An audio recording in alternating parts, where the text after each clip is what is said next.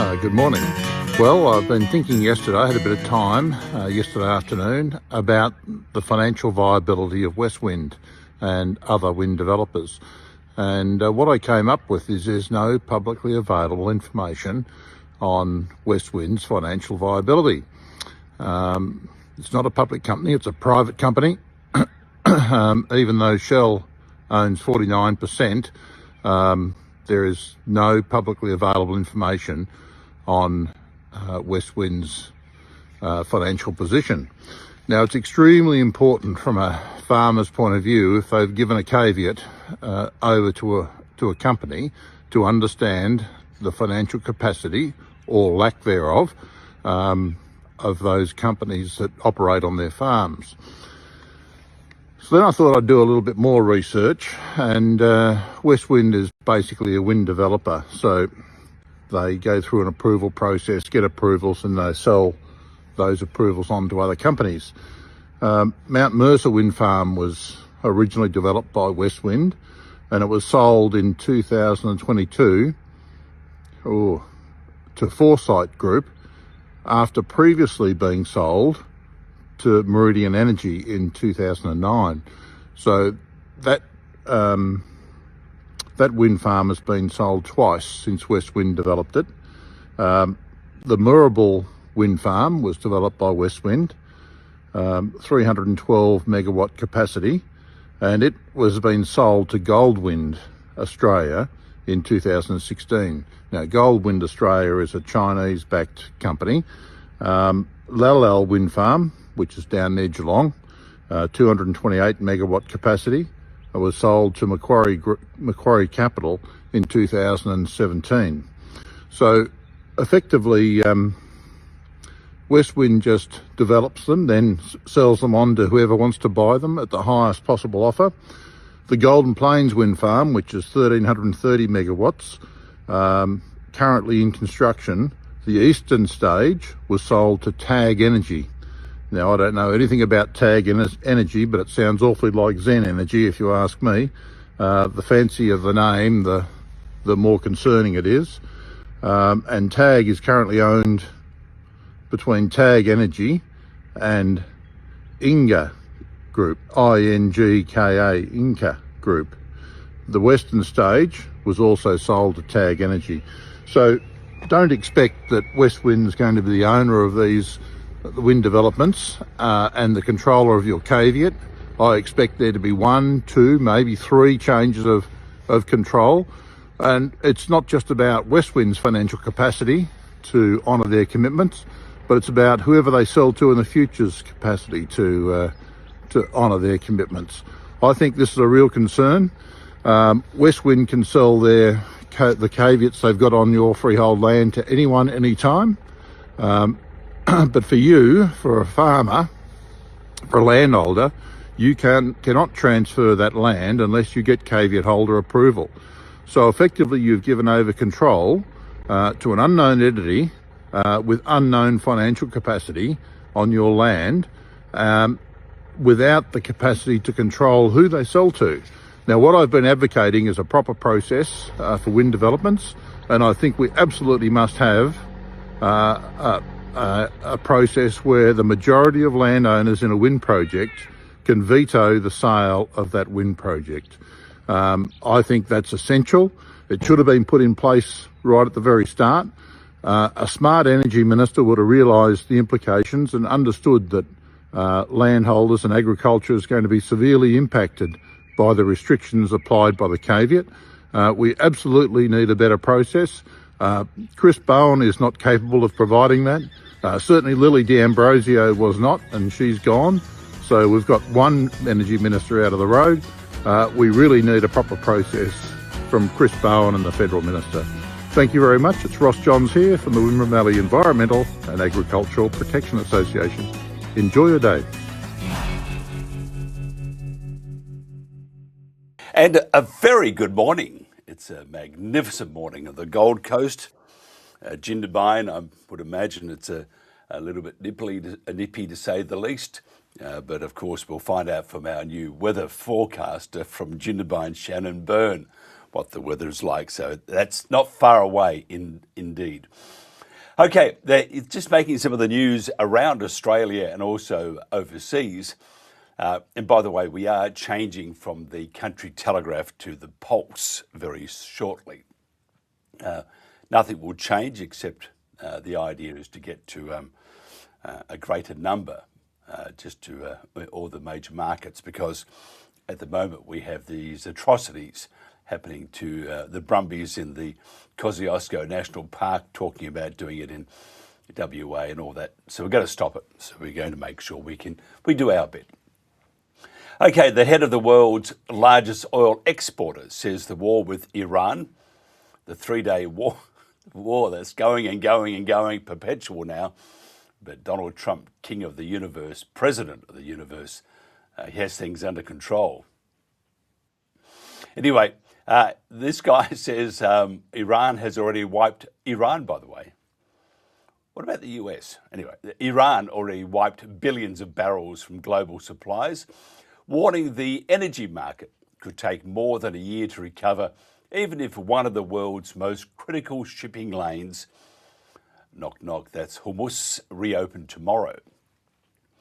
Now, if you're a farmer in Victoria and you thought that a new Premier Carroll would be helpful, listen to this. The Carroll government has started issuing 12 farmers with fines of $814 each for blocking VicGrid's authorised, highly immoral, that's what it was. Anyway, the authorised officers were not granted access to their properties along the V&I West transmission route.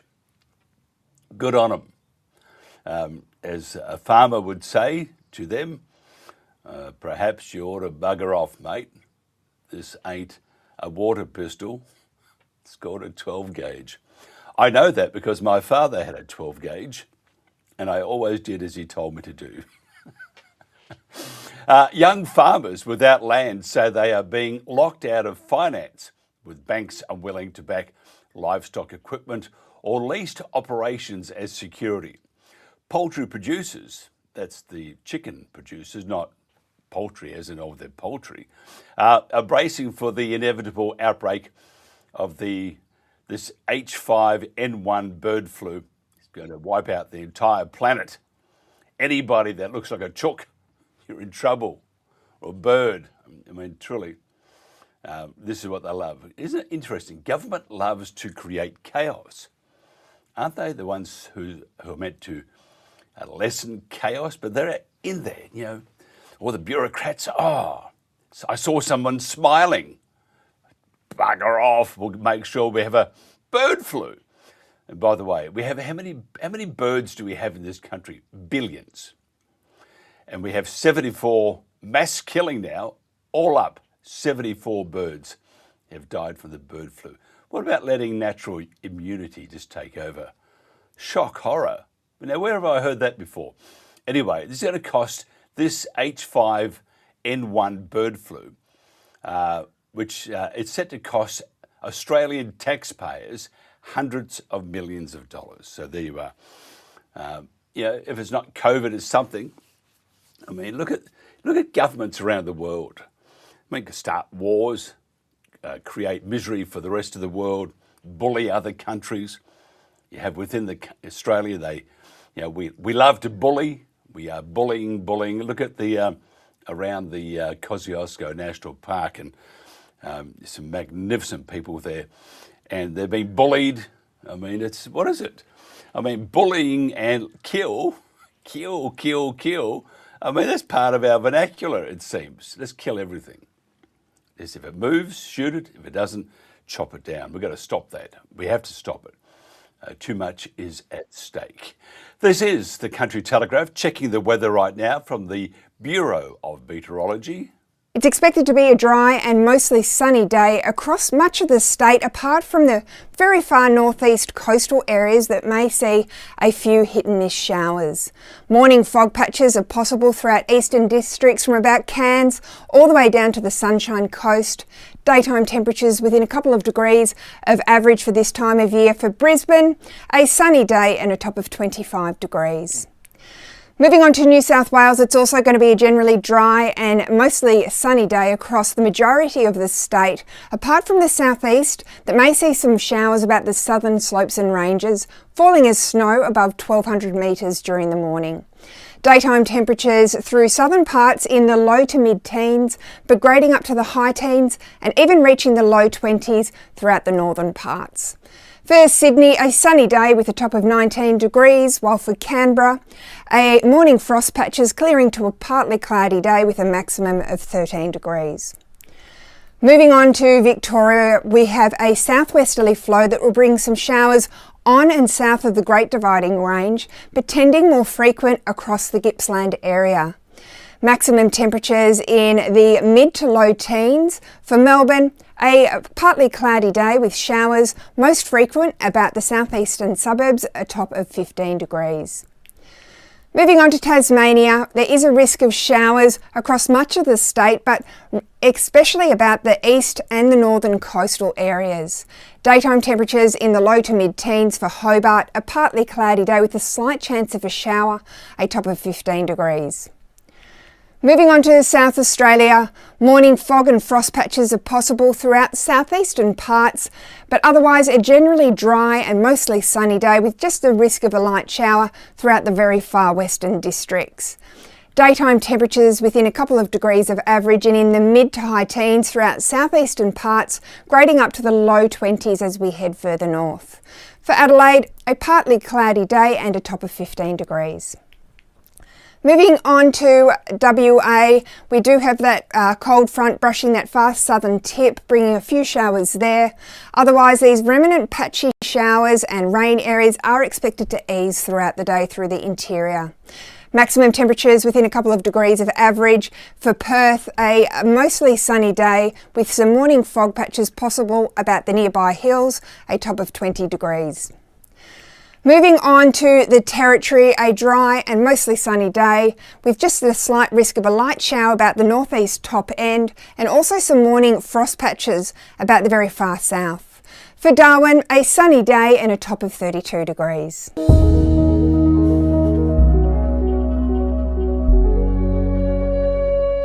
And welcome back to the Country Telegraph. Lots of guests, some great guests too, talking about horses. The numbers of brumbies that are left in the Kosciuszko National Park, maybe. Do we really know? And also talking about some, why young people? What's wrong with the younger ones, the young ones? In my case, anyone under 100 is a youngster, except for Shannon. He's much older than I am. Anyway, I'm just, look at him, he's just going, nah. He uses a mud pack every day. That's because he hasn't got running water and he falls over after a few dozen drinks. Anyway, so we have some interesting things to talk about because the young ones, I mean, our polls, they're very good, our polls, and they're very, very precise. But if you notice that there's, all the older people, that's what we need. We need to get the younger set, the younger, sound like my grandmother, the younger set need to get involved. So anyway, now, as I scratch my nose, if you want, on the outside of it, if you want to increase your bottom line, because Instant Polls is our official sponsor, boost your communication with your frontline staff and gather valuable data from your most important resource, your employees, then take this down, tap, Instantpolls.online to learn more. Now, this week's poll on the Country Telegraph is, soon to be the Post, is do you believe government and environmental organisations provide accurate information about, inverted commas, there you are, feral animals? Isn't it interesting? The horse is now a feral animal. Well, the Brumby. And they're racing, Melbourne Cup time. The ferals are off. Now, if that was the case, what are they talking about? Are they talking about some of the crowd? Or the horses? I would dare say the crowd. Have you ever seen Melbourne Cup Day at about 3:30 or 4? You don't want to. It's terrible. Should have an R rating. Now, just use the QR code on our screen, that's your screen too, to vote. Each vote is secure and anonymous and verified by 2FA. You'll have a week to vote before the result is broadcast on the Country Telegraph, soon to be the Pulse, after 8 a.m. next Monday. Now, the link will be published on our Facebook page this morning. Share the link, share the love, and ask your family and friends to participate. It's an important poll, this. Make your opinion count. The last week's was just stunning, and we're going to use that just to remind the government that the majority of people, once they know what is happening, do not want any more killing of these magnificent creatures and our heritage and our history, the Brumbies.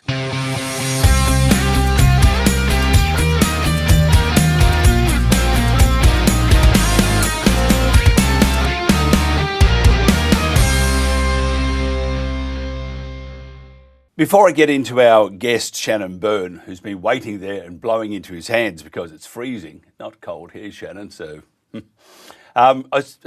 we did a lot of work with, and still do, with Ashley Avis, and a dear friend of hers who loves horses and lived in a place called Solvang, Central California, which is near where I used to work, one of the stations I used to work. Anyway, I sort of played, it only goes for a bit.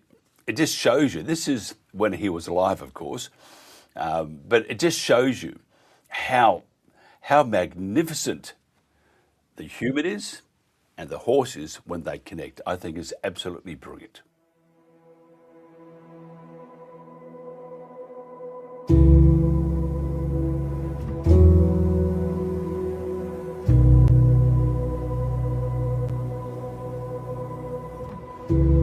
They call me the man who listens to horses. My entire life has been shaped by them. Studying their language, learning their unspoken ways, stepping into their world and what they are saying to me, moment to moment. Equus has been my teacher, my friend, and my provider. And he can be yours too, if you will simply listen. I am Monty Roberts. I'm an ambassador for the Wild Beauty Foundation, and I stand with wild horses.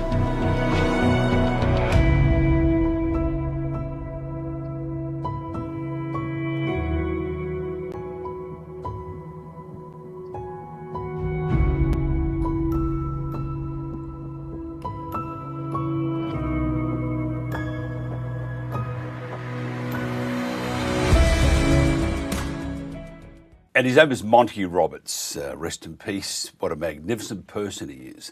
And just for you, again, new programming, new name, very shortly, probably next week, if we can find the time.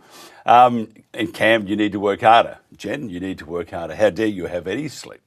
We're also going to have a show, at least 1 hour a week, dedicated to these beautiful creatures, but it'll also be from around the world, dealing with horses, because they're the most sensible out of the whole lot. Shannon Byrne is a local Alpine horseman. He is a descendant of one of the first European settlers in the Snowy Monaro region. Shannon is an expert on horses, having trained Brumbies through to Group 1 racehorses, and they're off. Actually, I have to ask him if he can do a race call for me. He also knows the Australian bush and the Brumbies very well, having grown up with them. Now, last week, Shannon participated in an aerial survey. He hopped into a little plane with one engine. Why would you ever do that? And we speak to Shannon today about that. Shannon, thank you for joining me. Morning, Mike. How are you? Good. Did you have a parachute? No, I don't think we did. Jeepers, you're brave. I only got one engine, mate. Yeah, I found that out after. What do you mean you didn't notice it when you hopped onto it? I mean, Yeah. at the front has got this propeller. Was Andrew flying it? Nah, there was although actually a bloke called Andrew was flying it, but different. He knew how to fly. Yeah. Look, I'm just tell me your thoughts on what you saw. Take out all the other. By the way, you're looking like you have a glow around you, so obviously you're very heavenly today. You've been to church. Tell me what you thought about your flyover, and take out all the other stuff that's been floating around. What did you think you actually saw? Well, I went with an open mind, Mike. I thought we might have seen at least 1,000, 1,500 horses going off what national parks and the invasive species are putting out there with their 10,300 horses that are meant to be there. Well, personally, I only seen about between 80 and 90 horses. And in saying that, there would have been horses that we missed, and there's no doubt of that. But by not seeing a large number of horses, it just confirms to me what we've thought all along, that there's not the numbers that they're spruiking there all the time, you know? Yeah, I'm interested because we've been following this a bit, and we sort of, if you look at carbon offsets, and if they say, the ISC or Snowy 2 or whatever say, we bumped on their head or shot in their head, back, ankle, whatever, they died painfully. We got rid of thousands of those. Well, then the carbon offset is quite incredible because those horses, they're terrible creatures. They do this terrible damage. They're making the earth, they're destroying the planet. Haven't you heard? But that's how they work it out. So therefore, they make a bundle of money on the numbers. Here's a question: did you actually see? I mean, you would have seen, a number of dead horses, which is deplorable. How many would? Because we're going to go along a path here, and I'm going to show you something that you're going to go make sense. How many deceased horses did you see? Oh, we only probably seen about roughly around 30 or 40 dead ones that we noticed. But once again, there would have been others that we couldn't see in different areas because of the canopy and that. So then we have. So just say we'll double that, 60 horses. Yeah. Nothing like the number that they're saying. The ISC have said in a newspaper article, they were quoted as saying we want to get rid of all the horses. And if you look at in WA, they're going to start rolling out their systematic terror campaign there. If you look at what's happening now in Kosciuszko National Park, and they say shot, just say double it, 60 horses. It's nothing like as Penny Sharp said, 1,095 horses. And now 1,095, if you equate that to economics with, a bit of math here, with maths with your with the carbon offsets, it means they make a lot more out of the killing of between 30 and 60 horses. Now, one horse, I saw a politician in Parliament, and he discounted all the other horses and said the great shame was the Palomino with Mataji. But all those horses are very, very important, and they're highly intelligent. So I'm just thinking that maybe, and this is what your flight has done, it's unearthed other areas of concern, which we understand is it's a grab for cash. Now, get rid of all the horses, carbon offsets, Snowy 2, which is destroying the entire environment there, which is it's shambles. It is a shambles. We have all these factors coming in. Would you go along that lines to think that maybe it is about distorting the numbers, creating the hype or the interest? Oh, we're doing this, 1,095, and even the rallies we have sort of highlight that there is these mass killings going on. We've got to stop it, which we do. But the public perception is that it's wiping out all these horses, and great because they're nothing but feral pest. in reality, what they're doing is they've shot 30 to 60 horses at this stage, terrible as it is, and they're claiming that it's 1,000 or more than 1,000 horses, and that equates to basically fraud because they haven't shot that many. No one's asking the right questions with the state government, and even bang it up to Bowen and elbow these with the federal government. No one's asking those right questions. So if they're not asking the right questions, how do we get the right answers?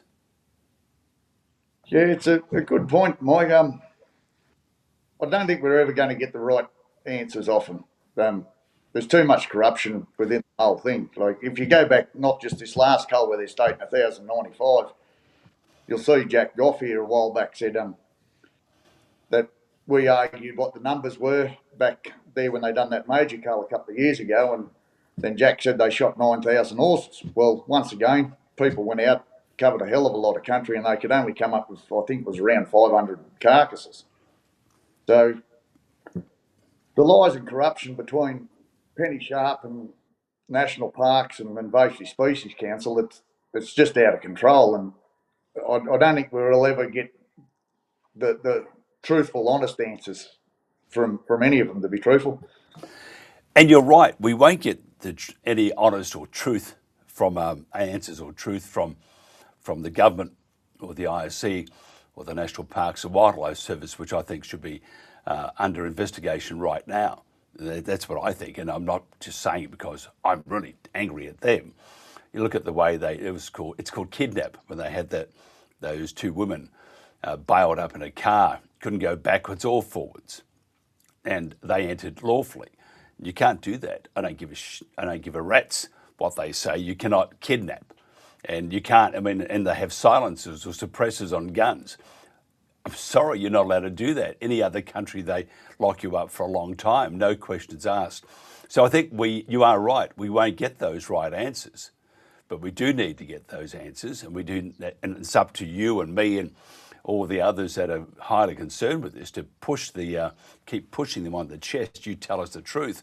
If you don't tell us the truth, we're going to we will find it ourselves, and that's why this aerial survey was I think was a great. I think it's a very good idea, and I think probably we need more. Do you think we need more? Do you think we? I mean, you had a small light aircraft, fixed wing aircraft.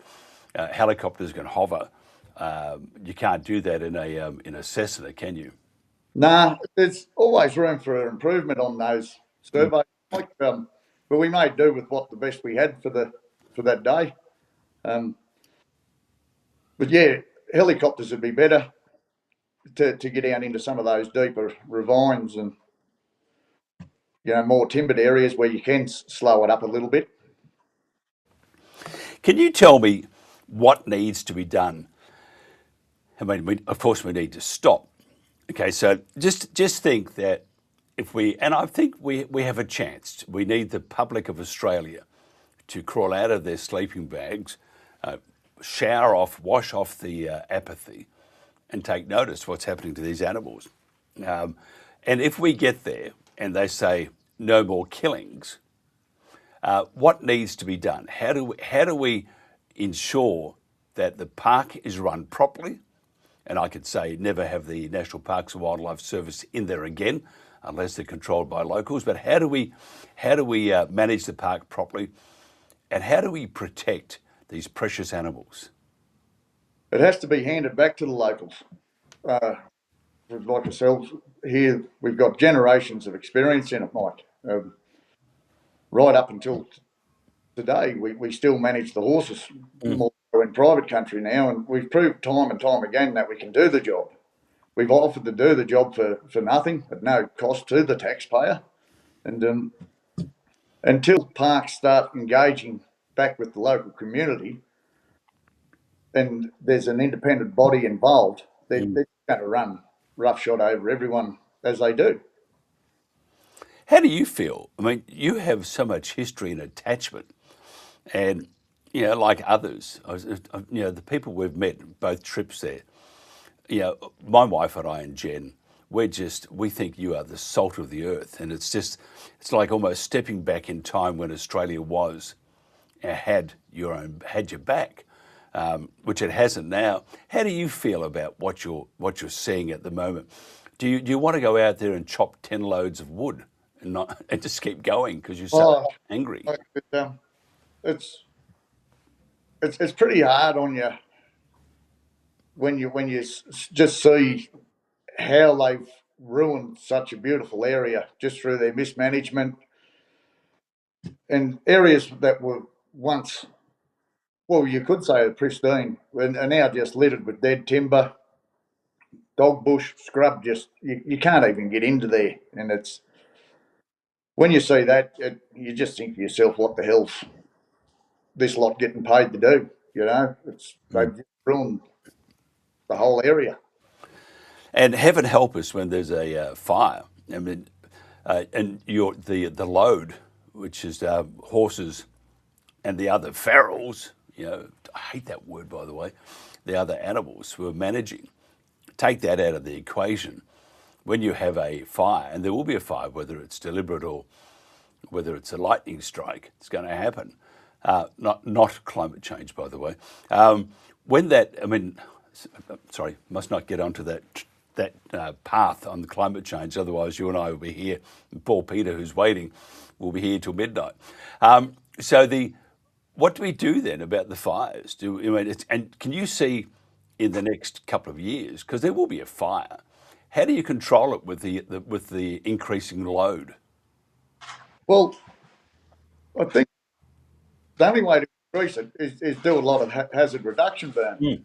I think the national parks are obligated to burn, hazard reduction, burn 10% of it, which is, I think, about 160,000 acres a year. Now, they'll go out and they'll burn a couple of 100 acres here and there in pretty easy spots where they can maintain it, but they're doing nowhere near enough. So, and just one of those things in the flyover the other day there, the fuel load was something that really jumped out at me in a lot of places. And now we know we had the 2003 fires, we've had the 2019, 2020 fires, and I wouldn't be surprised if we get another one before this decade's out as well. Yeah, I can see this. It's going to happen. It's not a matter of if; it's a matter of when. Yeah, because we live in this country, which we have wild fires. We do. We have that floods and rains and everything. Some would call it climate change, and then that's where I'd have to shut up because you'll be here till midnight with Peter still waiting. Shannon, if somebody wants to find out more about you, because you're looking very much like Tom Selleck when he was younger. How do they do that? Yeah, just either go on the Park Off page, Mike, or the Snowy Mountains Horse Riders Association page, and you'll see there what we're all about. Absolutely brilliant. Look, can't wait to catch up with you again for a soda or a lemonade or something. But you are a magnificent person, and I have to say you're a credit to not only the Snowies, but you're a credit to Australia, and congratulations too for that. Thank you so much. Shannon Byrne there, extraordinary Australian. I have to say that the Snowies, they have, and the horses have actually had an effect on Jan and my wife and myself, others that work with us, Cam. I mean, it's just highlighted how messed up this country really is. Ashley Avis, who's come under a bit of scrutiny, for want of a better word, and Ashley's a great girl, great person, great lover of animals, and she's gone back to the States now because otherwise she would have had to put in for residency here. She was here so much. This is the latest offering from Ashley Avis. It's about the brumbies at the Kosciuszko National Park. My name is Ashley Avis. I'm a filmmaker and the founder of the Wild Beauty Foundation. We've just returned home to Los Angeles from Australia after several weeks abroad, documenting the events surrounding the culling of the brumbies, the shooting of wild horses by air and on the ground. We've chosen to release the following footage so that it can be helpful for education, for awareness, and for any existing litigation that is occurring in the courts. Please be aware that what you are about to see is very difficult to even comprehend. As of now, as of today, we have 90 days to stop the next call in November. Please raise your voice, and thank you for being Brumby strong. Oh my God.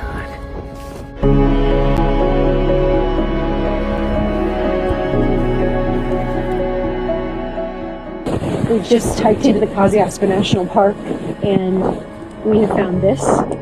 This is the iconic Palomino stallion that you see in photographs that has driven tourists to come to this incredible natural tapestry, and instead you find violence. Another member of his family, a filly down the mountain, had been violently shot, and we come up here to find this, and this is not humane management. Penny Sharp, Chris Minns, Jack Goff at the Invasive Species Council, how you can condone this and how you can defend this as a method of management. We did an aerial call here, so all the horses here. Oh my God. Is that a heart? We've hiked out about 2 hours this morning with Kiki Shober, and this is what we found. An entire family shot down. That is the stallion. And I hope anybody watching this has the courage to stay with me. And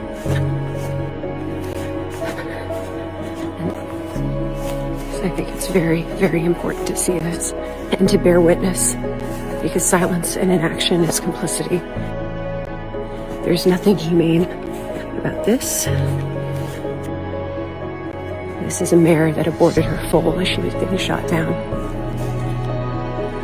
That is a baby. This was a family. There's nothing humane about this.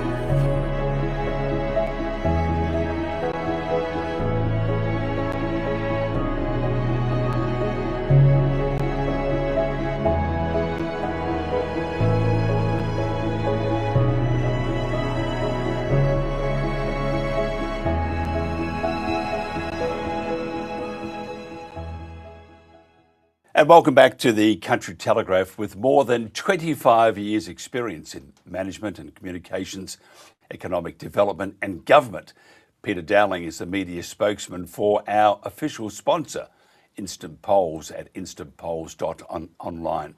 Now, under visionary founder Lawrence Pace, the Instant Polls team delivers user-centric, market-relevant insights that translate innovation into measurable competitive advantage. Instant Polls is a real-time, white-label polling platform built for high-stakes moments, helping organisations ask smarter questions, collect live feedback, and act on it while it still matters. With me right now, we have will be a good friend because of Lawrence's connection. Peter Dowling, thank you so much for joining us. Hello, Mike, and thank you for the opportunity. Pleasure. I tell you what surprised me with the polls, that as you got older, you got more involved in having a say on what matters the most. And for example, that being, with the brumbies or with the fertiliser and stuff like that, which is poisoning our country. What it did show, though, that the younger you got, the less concerned you had for what was around. Now, in our days, Peter, we always ask questions like, why? And at the moment, I've heard people say that their children, are fantastic. They just do as they're told, do what the government says. And we know that there are many good intentional people within government, but at the same time, it can certainly pump out some bad stuff. Why are the younger ones, and it's terrible, I sound like my grandfather. Why are the younger ones, Peter? Why are they so apathetic towards what's happening around them? Look, I think, and when I cast my mind back to when I was young, and possibly yourself, we were busy living life, and there weren't quite as many distractions as there are today. There are so many rabbit holes that have been created and left behind in society, perhaps. There's all of the, on free-to-air television, there's 50 or 60 or 100 channels now. There's any number of paid platforms. So there is that much distraction that I think they just get lost in the ether, and they can't drill down to single issues, which is where obviously the instant polls is a fabulous tool for drilling down to those. But I do genuinely think it's distraction, and they are so busy trying to live their lives that issues just fall by the wayside, and until they're caught up individually or personally, then you're not impacted. You're not moved to stand up and rise, as it were. It's interesting. And I do agree with you also, but I think this is where the propaganda or government message, for want of a better phrase, the government message, which many would interpret as misinformation or propaganda. And they have to do that at times to push things through, which may not be pleasant. But I think, at least with instant polls, you're going to get a very, very honest and very straight down the line numbers and opinions and all that sort of stuff, because it's just, do you agree with, don't you agree with, what would you like to, boom, boom, and you're given these choices, and it's pretty direct. Do you think that's what you think? Because when you grew up and I grew up, I haven't grown up apparently, I'm just older. But I always questioned. I always said, why? And if somebody said, you are going to do that, if I didn't like it, I made sure that I had the answer I needed. And if I didn't like the answer, I wanted to say something. And that's where instant polls are so fantastic. Tell us about Instantpolls.online. I think perhaps the ideal contrast is to look at traditional polling versus instant polls and just draw some parallels there. When you look at the turnaround, traditional polls tend to take a number of days or weeks to actually formulate who you're targeting, what the issues are, getting your panel or your participants into the survey. Whereas with instant polls, you can actually read that information. It doesn't need to be processed. It's already processed in real time, that you can access the poll question that you have. It allows for instant reactions to the results, and it allows you to reposition and maneuver yourself very, very quickly.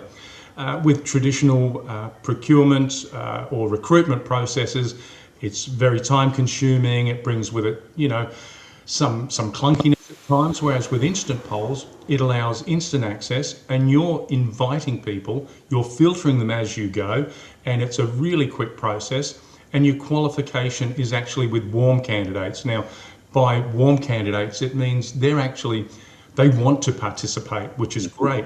Most providers will have levels of authentication that they go through, whereas with instant polls, you have a two-factor authentication which cannot be overridden.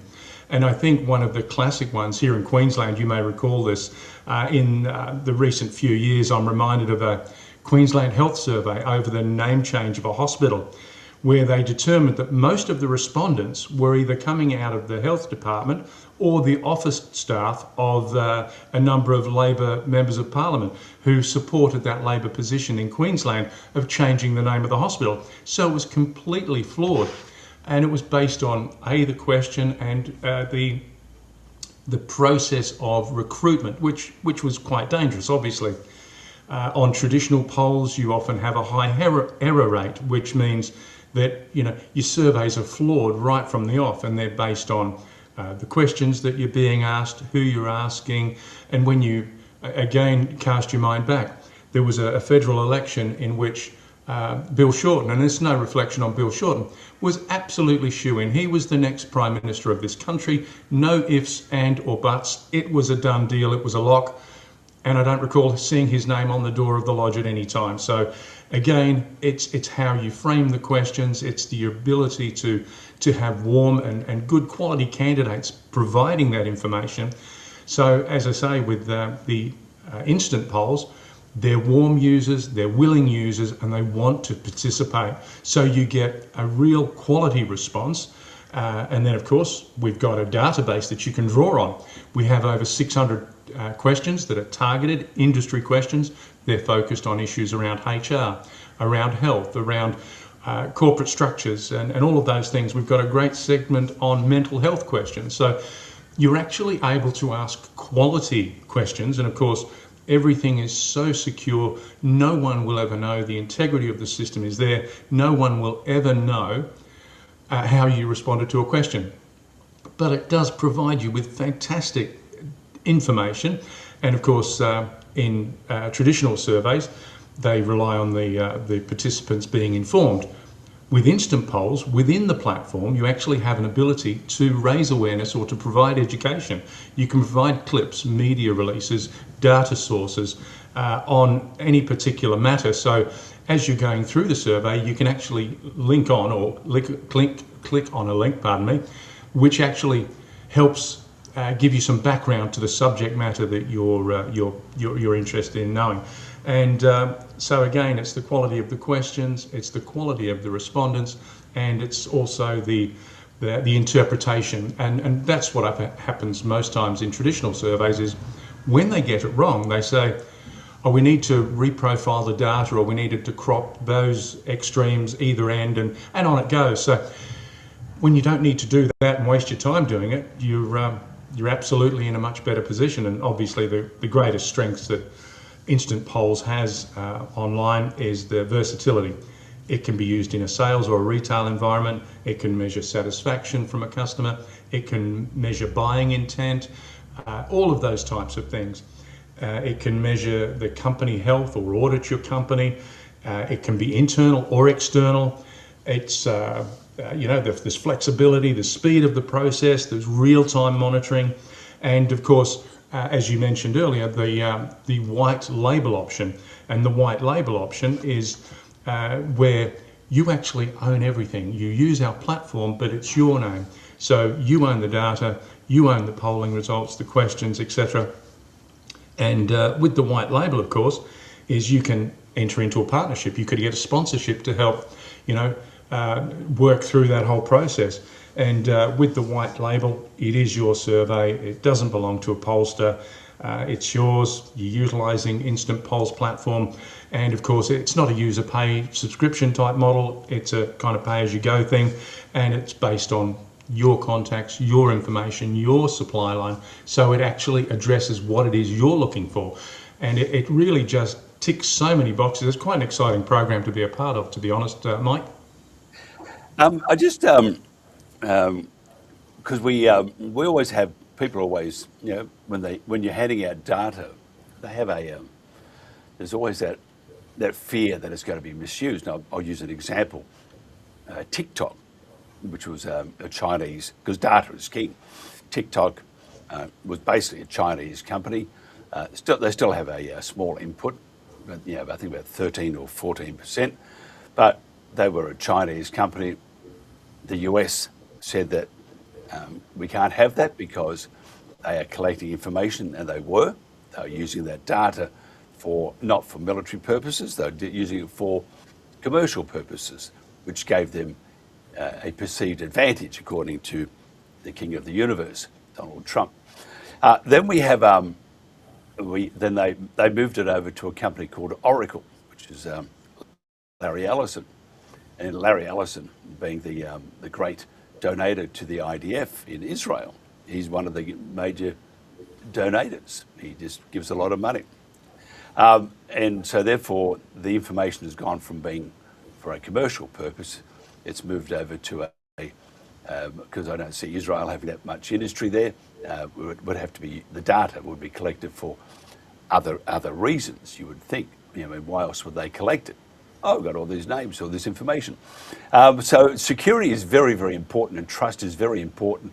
What puts Instantpolls.online further ahead than the others? Because trust is paramount. The trust is paramount, as you rightly pointed out. With the information, it's your information. These are people you already know. If it's your company, if it's your staff, perhaps, that you're wanting to find out how the company's going. So there is no breach of confidence. It's not going beyond that. Unless, as an organisation, you choose to on-sell that, and then there are legal requirements that you would need to meet and to advertise and make your participants aware of that. Instant Polls does not do any of that at all. We do not on-sell information. The information, as in the survey data that's collated and processed through the instant polling platform, that information goes straight to you. It's readily available to you, and it simply correlates every response that's been put through, so you can separate by demographics of age, by where you are within a corporate structure, where you are socially, economically, and that's the only way in which it's kind of drilled down and polarized. But it's not information that is for sale. It's not information that we own or keep. And the minute someone's done with a survey, they can just walk away and delete their phone number from the system. Delete, any. They click onto the QR code, or they click onto the link, and that's where it starts and ends, if they choose so. We just had the recent poll about the Brumbies. Basically, do you want to knock them on the head or not? Which we don't. What was your thoughts on? And it was a great return too. The numbers are very, very good. I think they exceeded everybody's expectations. We had Lawrence and John, Jen, and everybody else working very hard to make sure it worked. What was your impressions of the outcome of that and some of the data, some of the users? Look, I think it clearly points to there's only one outcome here, and why governments are so oblivious to it is beyond me. I can't, unless people, they develop a position, and oftentimes you make a stand, it's seen as a backflip, or it's seen as something weak or cowardly that you change position. I'm not sure what the catalyst is, but sometimes they just put themselves into a trench of their own making and refuse to get out of it. There is no upside to this that I can see.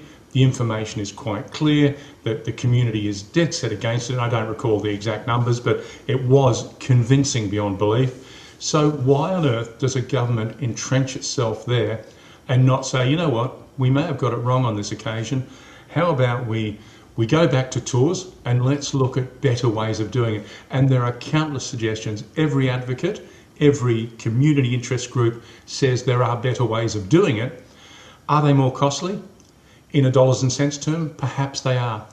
Are they more humane? Absolutely they are. Is it a better way to go? I believe that to be the case. Actually, they've spent close to 10 million now to do another program that saves all the lives and stops them from having a whole bunch of other foals. It would cost under 4 million. So that is not the issue. And the issue of in the environment, that's just true fabrication. It's just, again, misinformation or propaganda. But if you do that properly, do what they do, and they have a process, which all governments do too, by the way. So I'm not saying that they're doing something illegal. It's just a way of manipulating people's, what happens between the ears. But it would seem, though, that it's all about money. And if it is all about money, I'm just asking you to just give your opinion here, not as I'll take off my Instant Polls hat for a moment and give you a human answer. Yes, because it is. If you look at carbon offsets and stuff, I don't know what you think, but I think this is all a rort, and I think the climate change thing is. You can keep going on and on and on. You don't have to see it, and you can even the heat wave in South Korea, in Korea. It's terrible. You can't leave your place because it's going to hit 40. It's the worst ever. And then ... Well, maybe not the worst ever, but it's really, really hot. So they can manipulate the truth here. So this thing here, with when it's climate change and looking after the environment, they're all porkies. It's just it's all about money. How do we then move from the poll to put pressure on the government and forget the ISC, because they're just a lobby group with 130 members, and they control a great deal of governments around Australia. I don't know how. Jack Goff maybe as a ex-lobbyist, but how do we make those our vote count, you might say, with the polls and government, using your experience as getting the government to rescind and go back on what they've done? I think there's a number of strategies that can be put into play. We have one or two surveys out there now. We need to bring that information together, present it to the government in a calm, cool way, not through radical protest, but a one-on-one meeting with the Minister for the Environment, probably the Minister for, the Premier, in New South Wales, but really target that and provide them with A, the questions that have been asked, B, the number of respondents that we've had, and C, of course, the response, the answers, and really drive it home, because I think there's a lot more support inner city and in metropolitan regions than they might think. Now, I say that from arm's length because I'm based in Brisbane, obviously, and it's not quite as close to me being down in Sydney and a part of a New South Wales problem and Northern Victoria problem where the high country is. So based on all of that, I think you really need to target those out of the glare of spotlight, but keep media pressure on. The media will be the only thing that I think will bring these people to heel. Protests are good to raise awareness, and that then brings the media along, absolutely. I think there's just a number of strategies there that can work, and it's a case of, and there are some great coordinators doing this body of work now down in the high country, and they're starting to gain some traction, I believe. Yourselves on board. I think all of these things are very, very positive and very proactive and will ultimately and can ultimately win the day. And it's interesting, it's just been released, which we knew anyway, but it's just been made public that the federal government pay a whole bunch of outlets close to 70 million. So good luck with getting them to rescind what they've been saying too. And it just shows you how important the polls are. Instantpolls.online really is. It's a great tool. We use it ourselves here. We would recommend it, even though they are a sponsor. I have to say, Lawrence and John and yourself are very energetic, to say the least. It's like meeting time, but it actually is. It's fantastic, and I appreciate everything that Instantpolls.online is doing for us here at the Country Telegraph. If somebody wants to find out more about Instant Polls, how do they do that? Instantpolls.online, and you'll be able to find us very easily. Obviously, your support, click on the QR codes, download the links and be involved there. Contact myself or Lawrence through all of those normal channels that you would ordinarily do. And thank you once again, Mike. It's been a terrific pleasure. I've enjoyed it. Thank you so much, Peter. Enjoying the good weather and the lifestyle in Brisbane too. It's fantastic. Isn't Queensland a magnificent state?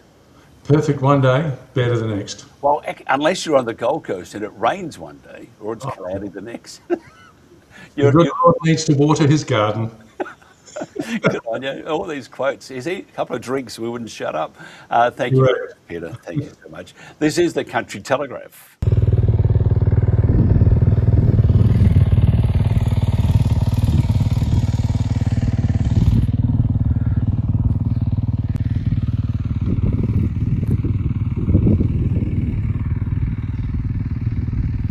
What sort of stupid ass grandiose entrance is this? Why do they need a ramp?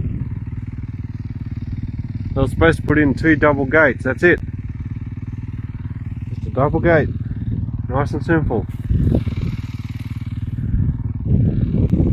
What the? Okay, I'm down here at the bloody entrance to the easement they compulsory acquired on our property, Central West Arana Res. You know, when we met with Ace Res months ago, the agreement, the understanding was, and the paperwork says, they're going to put double gates in the boundary fence, which is over there on the highway, on the road. And then they were going to fence off the easement, and they could work inside the easement. They've done everything but, nothing that we expected, nothing that was understood. They're going to put this bloody gate ramp 50 yards in the middle of the paddock. They haven't put boundary gates on. They haven't fenced off the easement. They've been in here driving survey pegs. So everything's arse about, nothing we expected, nothing that was understood. Like cane toads, foxes and rabbits. Pest introduced from overseas by the government to solve a problem that we didn't fucking have. Pain in the arse. He's not happy. So I'm just going to go to this one here. There's Peter there popping around. And see, he's very conscientious. He just wants to keep talking. But that's pretty interesting. That's the ACEREZ, which is ACEREZ, Central West Arana Renewable Zone. That's the compulsory acquisition, which means we don't give a rat's about what you think, and so be it. We're going to do what we like, and we're going to tell lies, and they have told lies. But you don't want to get a cow cocky angry. They get very angry indeed. And look at V&I with the Carroll government. We're going to change. We're going to walk on water for you. Oh, by the way, here's a fine for standing up for your own rights. The head of the world's largest oil exporter says the war with Iran has already wiped billions of barrels from global supplies, warning the energy market could take more than a year to recover, even if one of the world's most critical shipping lanes reopened tomorrow. The Carroll government, which is no different than the Allen government, which is no different than the Andrews government, has started issuing 12 farmers with fines of $814 each for blocking VicGrid's authorised officers' access to their properties along the V&I West transmission route. Also, they were authorised to do that by the government. They were not authorised by the people who own the land. They were not authorised by them at all. They came in as German stormtroopers. As we would say in the bush, pack of bastards. There you are. Can't get rid of it, can I? Young farmers without land say they are being locked out of finance, with banks unwilling to back livestock equipment or leased operations as security. Now, poultry producers are also bracing for the inevitable outbreak of H5N1 bird flu in commercial flocks, which is set to cost them and Australian taxpayers hundreds of millions of dollars. Isn't it? Have you noticed, though, they've been looking for, they tried, with the humans, unfeathered variety. They tried to, Ebola, it's coming to get you. Oh, no, maybe not. There's this new thing out there that turns you into something. Nah, that didn't work. But if you notice now with the H5N1, and we have also, by the way, the ISC there, we need to spend $200 million, knock all these birds on the head, got to protect them. It might get within Australia. Here's the thing, Jack. Here's the thing, Jack. If you can't handle the truth, that's what Jack said. Not Jack Goff, but Jack Nicholson. Jack can't handle the truth. We have a thing called natural, do this properly. We have a thing called natural immunity. Natural immunity means that your body or the bodies of those animals will be able to protect you. Nah, you'll just all drop dead. Look at COVID.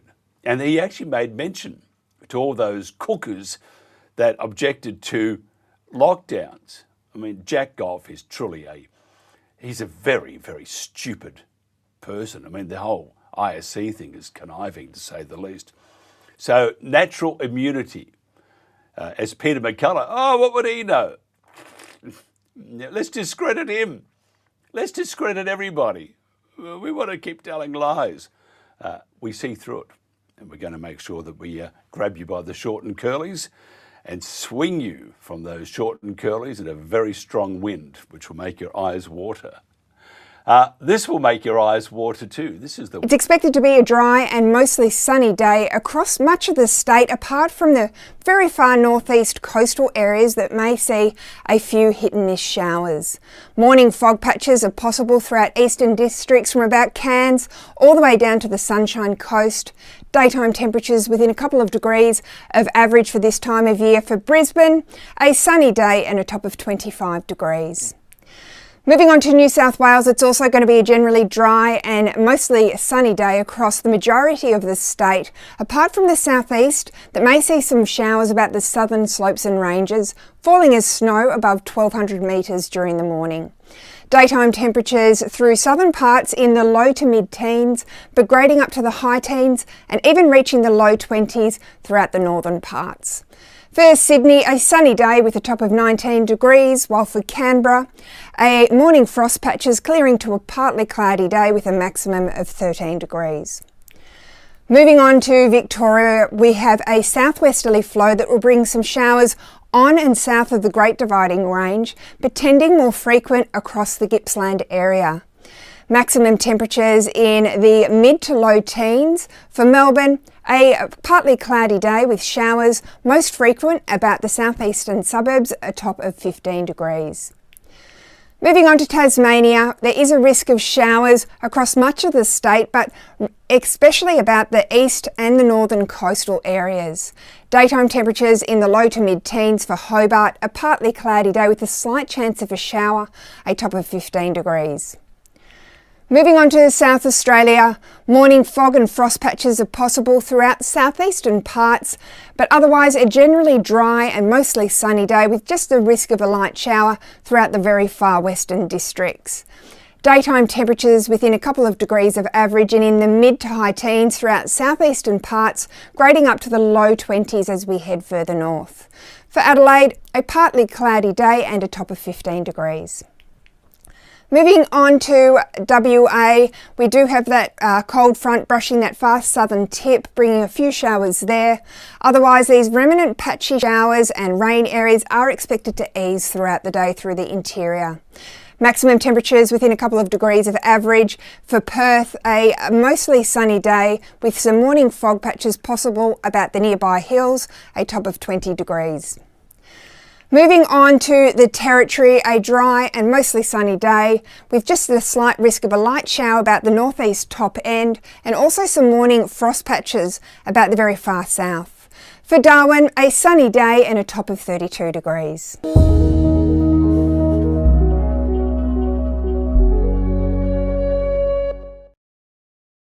And welcome back to the Country Telegraph. Nice to have your company. I'm Mike Ryan. We're going to play a song in a second, then cross to Sarah Michaels, who's sitting on a heater. It's probably very cold there. Sarah, it's not very cold here, by the way. We're enjoying the the weather, to say the least. Now, I'm just going to talk to you about our polls here as I get into our next thing. Instant Polls, by the way, as you would have heard, is our official sponsor. And that's very important. If you want to increase your bottom line, boost your communication with your frontline staff and gather valuable data from your most important resource, that's your employees, then you can't go past Vincent, that's right, Vincent, nice guy Vincent, Instantpolls.online to earn and to learn more. Now, this week's poll on the Country Telegraph is, do you believe government and environmental organisations, the agencies, provide accurate information about feral animals? I hate that word feral. I keep going on about it, but I do. I really, really hate it. We have been playing, I play and I will play again today, every show I play a song from Seahorse Chaser, I think it is. This is one of her new ones. And I think it's absolutely magnificent. It's called What Have You Yet to See? And it sort of leads us into Sarah Michaels, who'll be up next here on the Country Telegraph.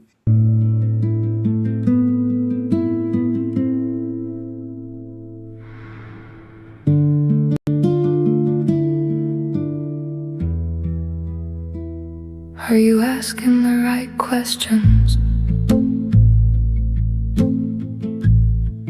Have you heard the whole story? Have you looked beyond the surface? What have you yet to see? Have you seen the new findings? Have the new numbers changed what you believed? Is there more beneath the silence than the answers you had received? Are you asking the right questions? Can you see the new evidence? Have you paused to question what the plan was built upon? Are you considering every option before more life is taken? Shouldn't certainty be a must? Are you asking the right questions? Is the disparity in the counts enough to call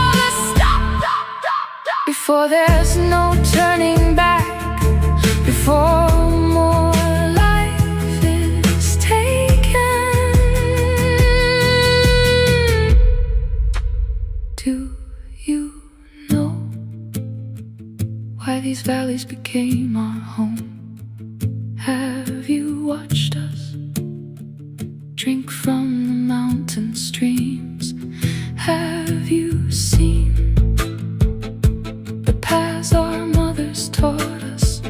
Have you asked what we gave back to these mountains? Have you considered every alternative? Do you think protection and compassion can walk this mountain path together before the wind carries only our silence? Before our ghosts walk these mountain trails?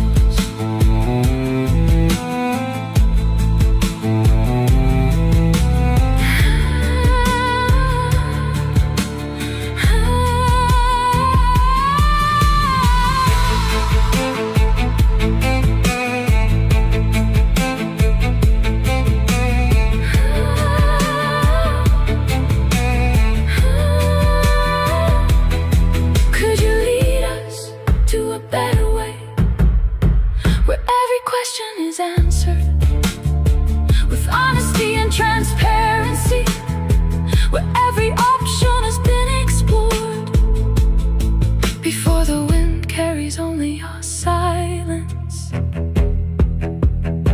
before it is too late? Could you lead us to a better way? Lead us to a better way.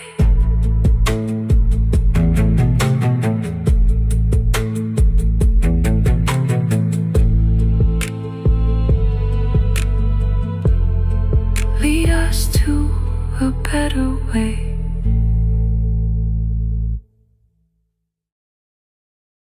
Seahorse Seeker, by the way, on YouTube. And the lyrics are just magnificent. The tune's pretty good too. And have you asked the right questions? And we are going to keep doing that. Very, very disturbing. That's all I can say about the entire process at the moment.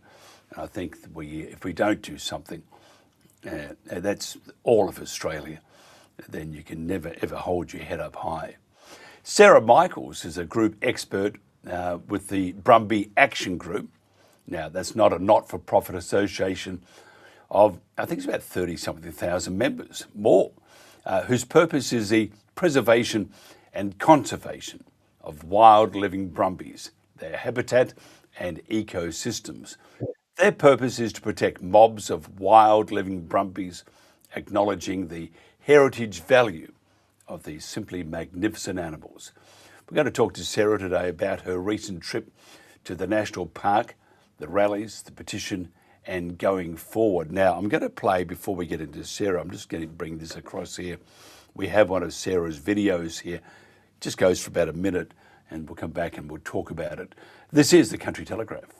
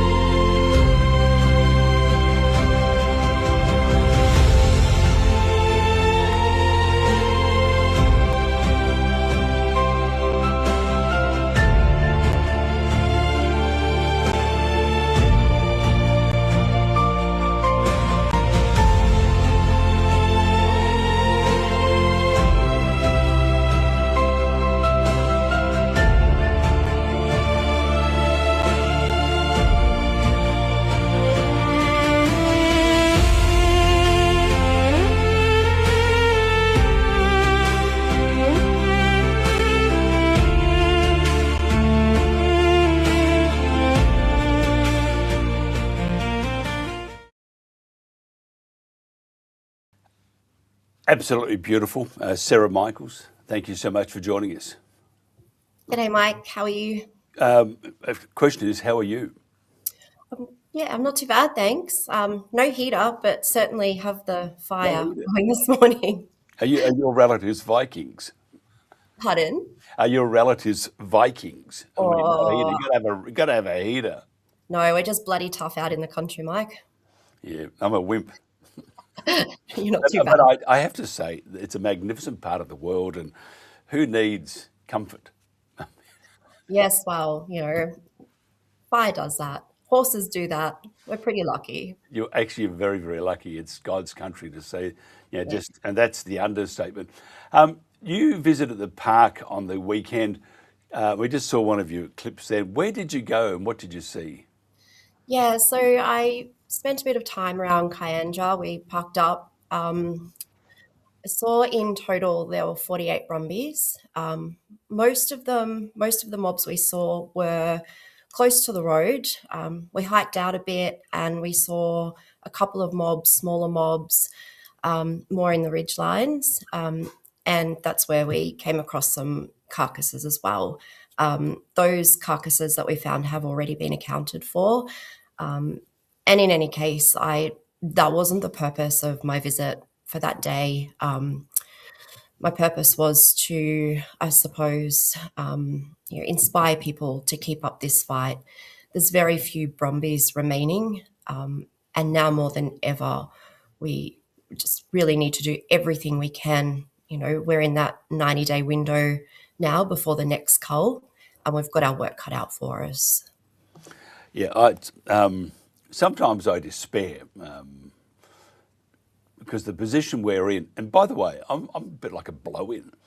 I didn't know what was happening, and there was a story that was on one of the news feeds, and that was the first one we did, and we looked at it, we thought, what a terrible thing to be happening. Surely this is not right. And the further we dig into it, further we understand that it is not right. It is worse. And the corruption and the bullying, the threats and all that coming from those saying that, we're peddling misinformation. It's just appalling. These are our leaders. These are people who are supposed to be leading us to the future. At the moment, you'd probably say we're going to hell in a breadbasket, as they would say, and very quickly. November, which is the start of the next one, I've heard whispers it might be brought forward. We have to do a lot more, and I don't just mean you and all the other groups, but Australia has to do a lot more to put a stop to this, because if there is only they've been varying in numbers around 90 or whatever, maybe a couple of hundred here or there, the next cull will be a disaster, to say the least. ISC says they don't want any horses in the parks. The ISC can go get stuffed. Who are you? You pack of bridge gluers. They're very stupid people, but they have the ears of a very stupid government. And the federal government is not to be exonerated either. They're just as bad. They're all feeding funds, and the opposition in New South Wales are going to pour a lot more money into the ISC and stuff. So they're all stupid, bad people. But if the whole of Australia says stop, then they will stop. And we have to get our message out, not to the already converted. We need to get it out to the public. How do we do that? Yeah, well, the rally on the weekend was a great start. I mean, and we've had rallies before. Rallies have been happening for a long time. The energy was different on the weekend, Mike, particularly seeing our young people show up. We're finding that young people are speaking more and more about this. And it's terrifying using your voice as a young person. There was a remarkable young girl, Olivia Fitzsimons. She came along with Jeff Court, who you've had on the show before. And she spoke about her perspective. My own daughter, Chloe, she didn't speak, but she was hands-on, helping step in, handle the brumbies where needed, talking to people about her own experience with brumbies and horses and, living close to the park, our adventures when she goes out and what she sees too. But more than that, they weren't just fighting for the brumbies' future. seeing young people fighting for a piece of their own history, which seems to be lost on young people within our schools, within our curriculum. In history, they don't teach about the light horse, the man from Snowy River legacy. None of that rates a mention. The Anzac tradition, and that's not small things to carry at their age. And I'm so proud to see so many young people coming out. We need to keep having those conversations within workplaces. It's astonishing, Mike, how many people I talk to. You can sort of map it out. So there's a lack of awareness. Then they become aware and they're like, oh, but, they repeat those rhetorical questions that turn up in slide decks presented by Invasive Species Council at symposiums. So they will frame it in a way that they're told, but hang on a second, isn't this necessary because they're they're killing the environment and they're killing these native species? So you educate them and they okay, so there is such a big disconnect between being aware of what's happening and actually knowing what that looks like. So what I find when I talk with people is the more that they become aware of how horrific these deaths are, and the hypocrisy. So a Brumby carcass laying in, a waterway. I remember back in 2023 or 2024, when the Murrumbidgee that goes into Canberra, the ACT shut off access to the Murrumbidgee after the 2023 cull because they found bacteria leaked in the waterways. That doesn't rate a mention. Why aren't the ISC talking about that? So it's about empowering people with knowledge, not within the framework that's given to them by the Invasive Species Council at these symposiums, because there's such a danger in that. They're so misinformed. Tell me about the rallies. We've been invited to one at Byron Bay, which is a bit closer than Snowy's. It's only closer by about 1,400 kilometres. But again, we'll be there lots and lots of times in the Snowies because we have to do what we can do. So Byron Bay are going to have one in a couple of weeks' time on a Sunday, I think, which would be fantastic, and we're hoping to be there. Tell me about the rally at Parliament House. Which rallies? Oh, the Sydney rally this week. Yeah.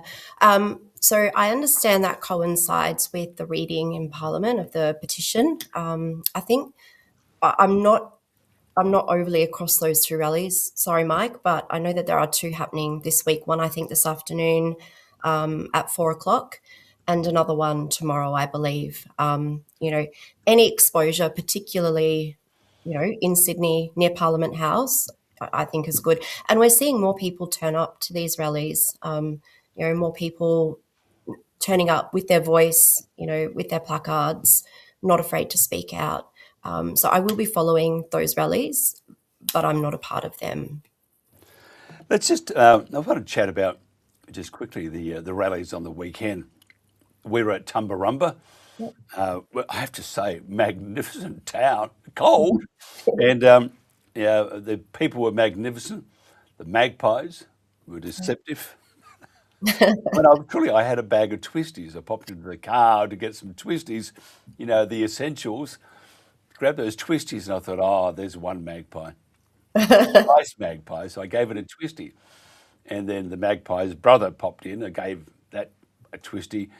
And there were so many magpies at the end that I was giving a twisty to each of them. Some came back for seconds, those gutses. But I ended up having like a quarter of the bag of twisties left. And I said, that's it. The wife would like a twisty too. So they lose out. But the rallies were just, I found they were very, very heartfelt, and they were very, very moving experiences, and the people there were just your ordinary people. Yeah. The rallies there are very, and again, it's the same as you looked at COVID and stuff like that. The legacy media and alt media in some cases showed them as two grannies or two grandpas with a sign with incorrect spelling or something. Yeah. They're good people, but they don't understand reality. And that's what they do. They looked at Channel 9 and The other Channel 7 did the same. They would portray the rallies as being well-meaning, but really not quite up there between the ears sort of people. And the ISC, they'd always have a grab from Jack. Jack would be there. Bullshit. Anyway, he'd be there, and he would have the sensible bit, so that was a slant. How do we get through that? Because if we are trying to attract the public, and the public would see a stop the cull, and they would go then onto YouTube or watch the news. They see that with these well-meaning but not quite altogether people, with one sign painted with bad spelling or whatever. That's what they see, and then they see that these ferals, these terrible, terrible creatures, they're doing awful things to the national park, which it's not. How do we get through that? Because that is pure, as Jack would say with a slight twist of words, that is pure horse shit. Yeah, just back on your earlier comment, Mike, they do cherry pick the evidence when they're trying to be persuasive with their narrative. And I think the more people turn out independently, we saw at the Queanbeyan rally, there were, many people who had their own devices using that to record, telling it from our side where, there is no legacy media cherry picking evidence to suit the narrative that's been sold to them because federal government, inject $61 odd million into funding for them.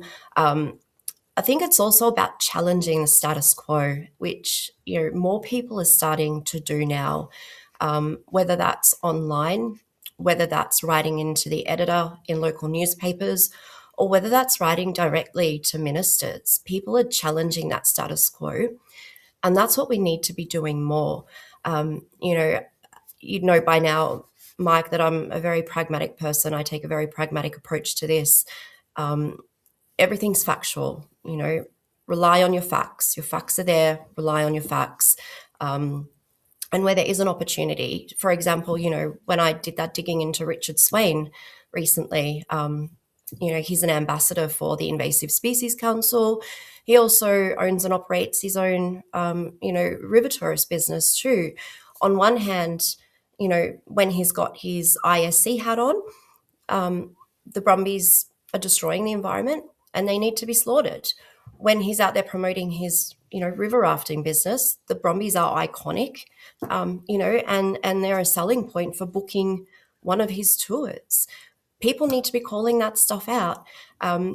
With my own investigations, I purposely make them public so other people can share them, use them, distribute them, and encourage people to dig further. The more people we have doing this, the more we will be able to find. And it's been astronomical, the number of people that have reached out, over the last couple of months saying, what can I do to help? Or, I was reading this and I found this. Is this of any use? So we're really big on collaboration, Mike, as I've said before. We've got to keep challenging the status quo and keep calling out Jack Goff's bullshit, because it is. No, horse shit, please. Pardon me, sorry. Horse shit. No, it's there are no bulls there. It's just horses. Oh, according to Jack, there is cattle. Cattle now. So, in all fairness, though, I'm being very serious here, Sarah. I did see a couple of cows. They were in the flock of pigs that flew by. So there are no. But now, here's a question. Have a listen. Nothing. Where are the politicians? Because that's Sydney, Canberra, all over the country. Yeah. Where? Shh. No, I thought I heard Angus there, but. No. Oh, I heard crickets. Yeah, cricket. No, and sorry, the timing of that. Where are they? The timing of that was completely coincidental. That wasn't directed at Angus. Look, Angus has come out. Yeah, but he stopped. He stopped. And people are questioning that, Mike. They are questioning whether this was a grab for votes. Sure. And I'll be honest, they can't help to question that. Again, I'm a realist. I'm a pragmatic person. I've asked the same question myself. 22nd of July, you would have seen I wrote to Callie Sloan. Point blank, what is your position on this? it's out there in the public. I've written to Albanese a few times now. I've shared those, encouraged people to adopt it, send their own letters, which they do. Unlike Albanese, where I just got a machine-generated, form response, at least somebody from Kelly Sloan's electoral office wrote back, referred it through to her, and still nothing. We've heard absolutely nothing at all. I am following up with Kelly Sloan. There are politicians, as I said the first time I came on here, Wes Fang, love Wes, absolutely amazing bloke. He's not afraid to call stuff out. Go Wes. We need more politicians like Wes. And this is, as a strategist, this is what I don't understand, Mike.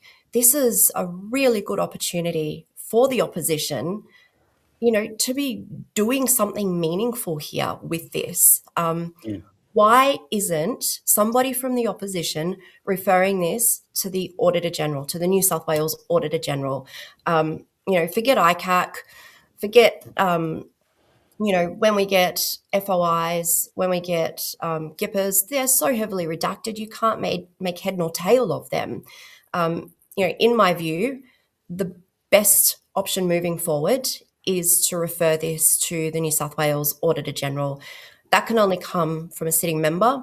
We've put that question out there when I came and visited you at Brett and Diana's. I sort of floated that.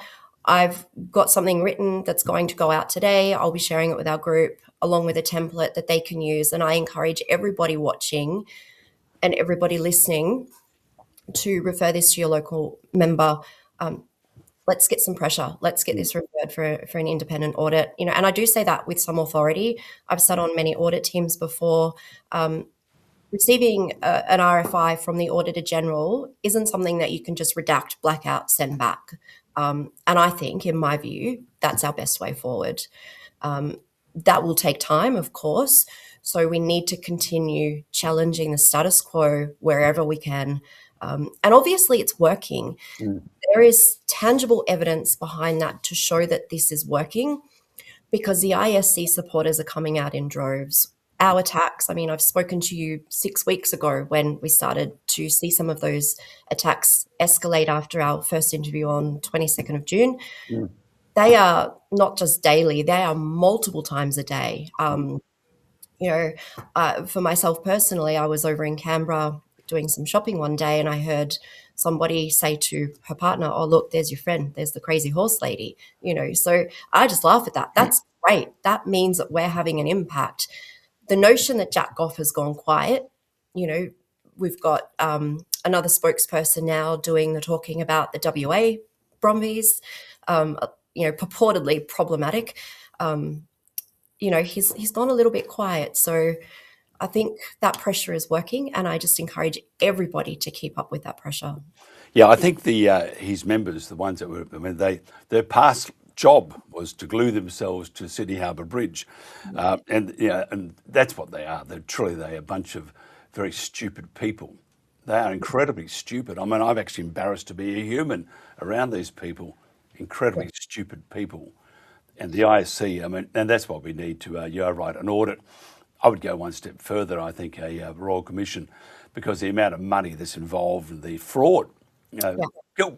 1,095 horses. One horse is terrible, and I say that sincerely. But 1,095, which is pure horse shit. Exactly. There's not 1,095 horses strewn through that park, Mike. I'm telling you. It does equate to a great chunk of money. And now, if you look at Malcolm Turnbull's Snowy 2.0, because that's his. Oh, I love it. It's my love child. Look at me. I'm leaving this to my legacy, or for my legacy. And he, Malcolm Turnbull, with 2.0 is the one that's doing enormous damage to the national park. I often wonder, though, maybe the others are a bit nervous of Malcolm, because Malcolm Turnbull had a fair clump of power, and he probably still does behind the scenes. I'll anoint you to be a creep. I'll anoint you to be a creep, just like I was. Anyway, that's anything's possible, Mike. All this is possible and most likely probable because we're talking about enormous amounts of money.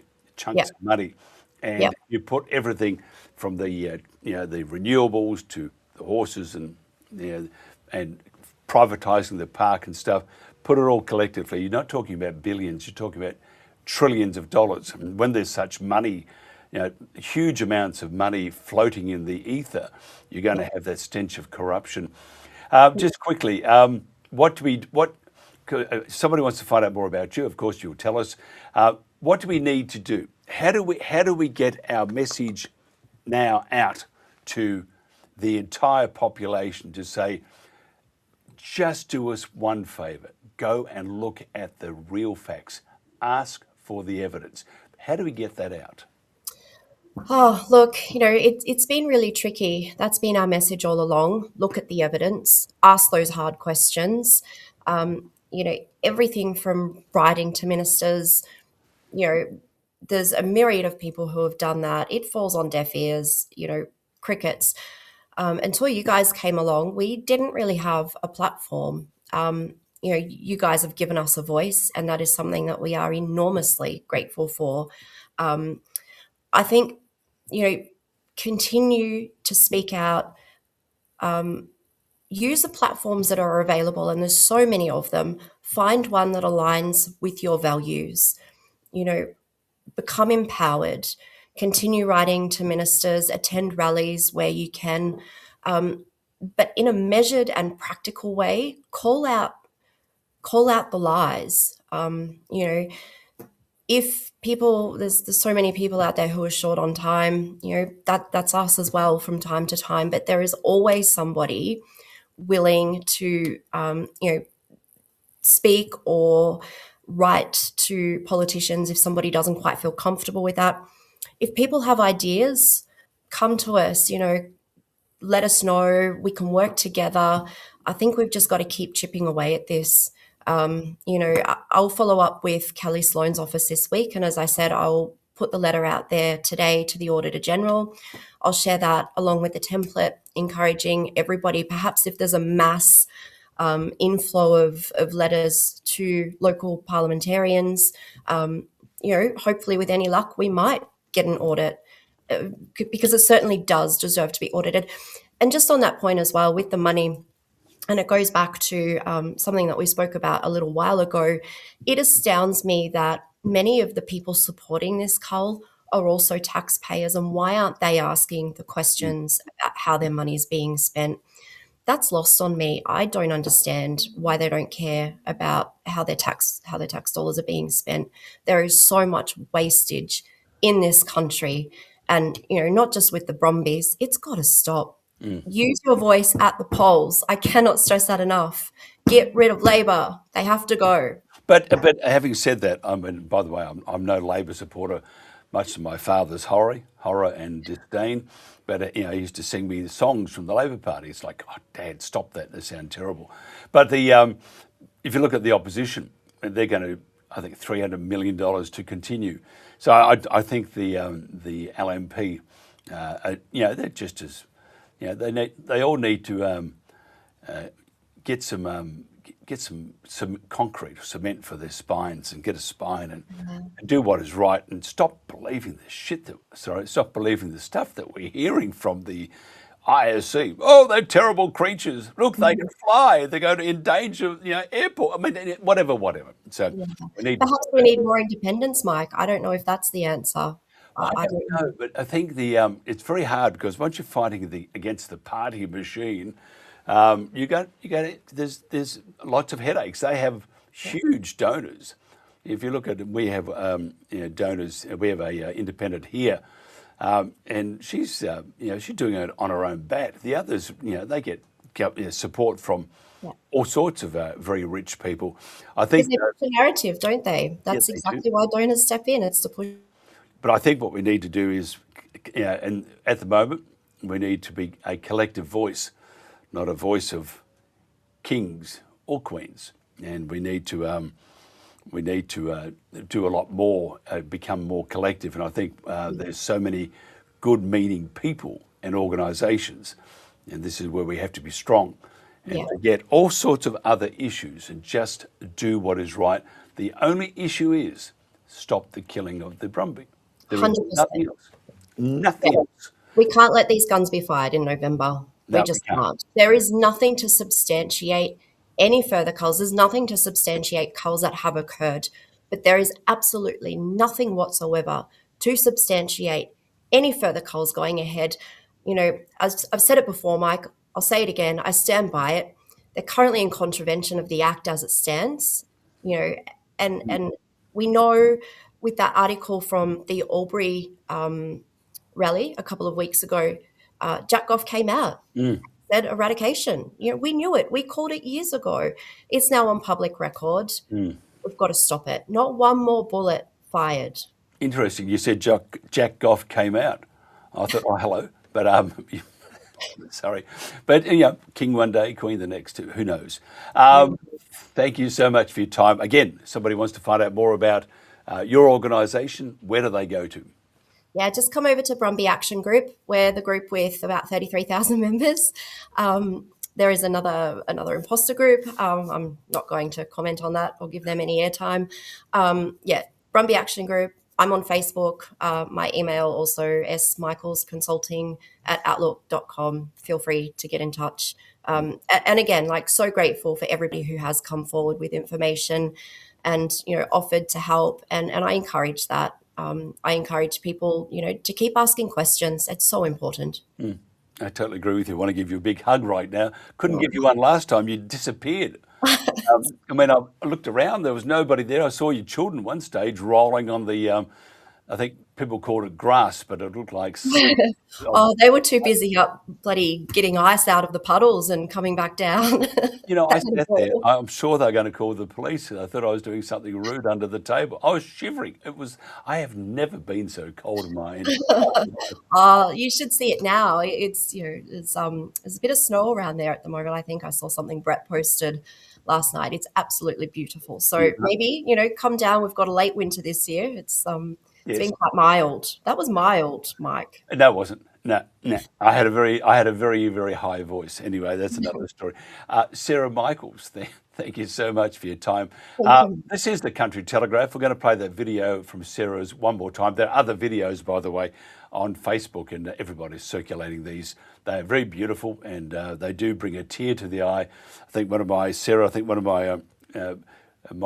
I go through certain things before I start, and one of those is I usually have a good ball, because there's always a song. We just played a song before from Seahorse Seeker, and they are also meaningful.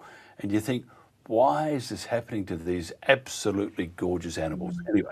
I'm pretty tough. Like, I'm tough as nails. It takes a lot to break me. But I, you know, like, full disclaimer, Monday night I got back home and I just, yeah, it's harrowing. The energy's changed up there, and those poor horses, they are carrying so much trauma, and we just need to keep fighting to make sure that they don't have to carry any more trauma brought to them by these horrible humans.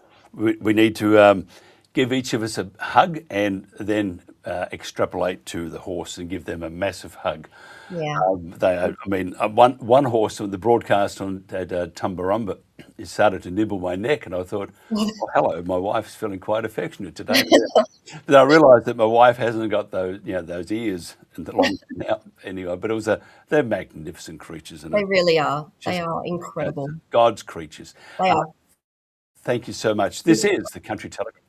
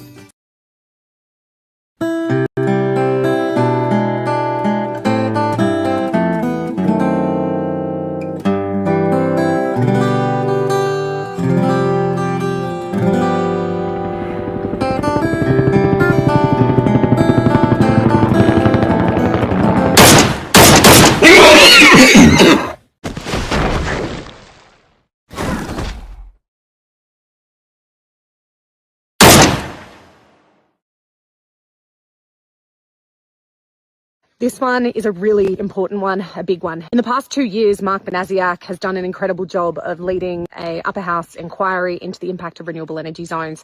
And finally, yesterday, the report came out. There are so many key findings in it, but I think something really important to note is that we have a Labor-dominant government, and so there were a huge number of amendments made trying to censor the information that is shared about this rollout. And even with the censorship, the report is still scathing. So firstly, one of the biggest ones, this wording's pretty important.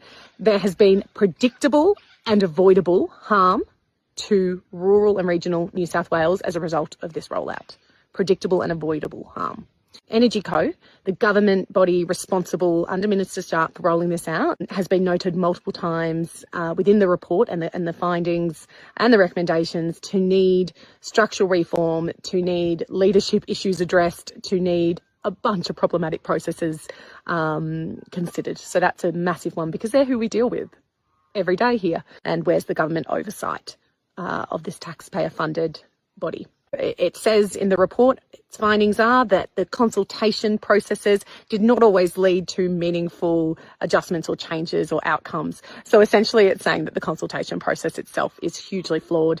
And again, it reminds us, why do we even bother trying to engage with this agency? The next one is that the economic benefits coming into regional communities is not actually legitimate or found. Minister Sharp, she spruiks that every time as her little motto for why we should be so grateful that they're pushing this and forcing this on us. Another one was that the land acquisition process is inadequate. It just shows that the process we're about to be forced through is flawed and problematic. And so I'm wondering what they're going to do about that recommendation. The last one was every time that we say there's an issue, Energy Co or Minister Sharp's team say you can refer it to the Water and Energy Ombudsman. And this report shows that that is not a truly independent ombudsman. Again, it highlights the flawed processes within this government rollout. The overall report, as I said, is scathing. Have a read. I'm really hoping that Premier Minns actually acts on some of this because it's up to the government to decide how they respond to one of these inquiries that goes for years. And so let's see if he actually takes on any of the recommendations. Let's see if he puts a halt before we hit all these other issues that the other zones are already talking about.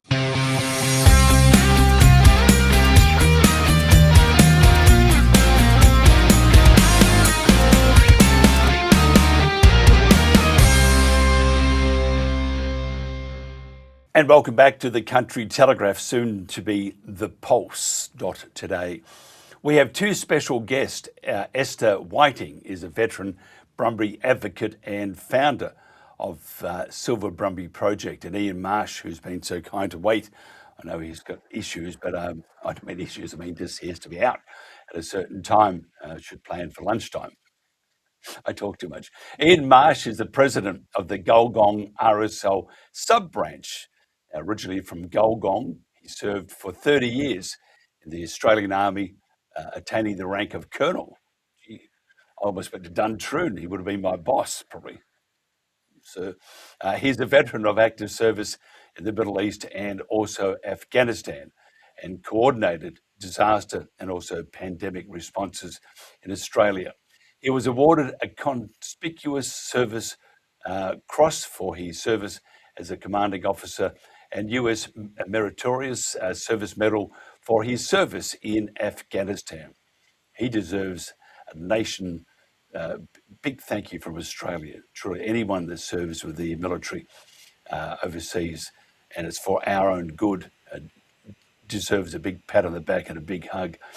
He retired from the ADF in 2022 and is now semi-retired, don't believe that at all, owns and operates a small cattle farm. There you are, he's not semi-retired at all, probably working harder than ever, and dedicates his time to supporting veterans in his community. Thank you so much for joining us. Thanks for having us, Mike. Yes, I'm just with yourself. Thank you very much for your service for our country. I think you do. Anybody that serves with our Defence Force deserves a big pat on the back and a hug where possible, because you do a magnificent job. So thank you, sir. Thanks, Mike. To both of you, how did you become involved with Brumbies?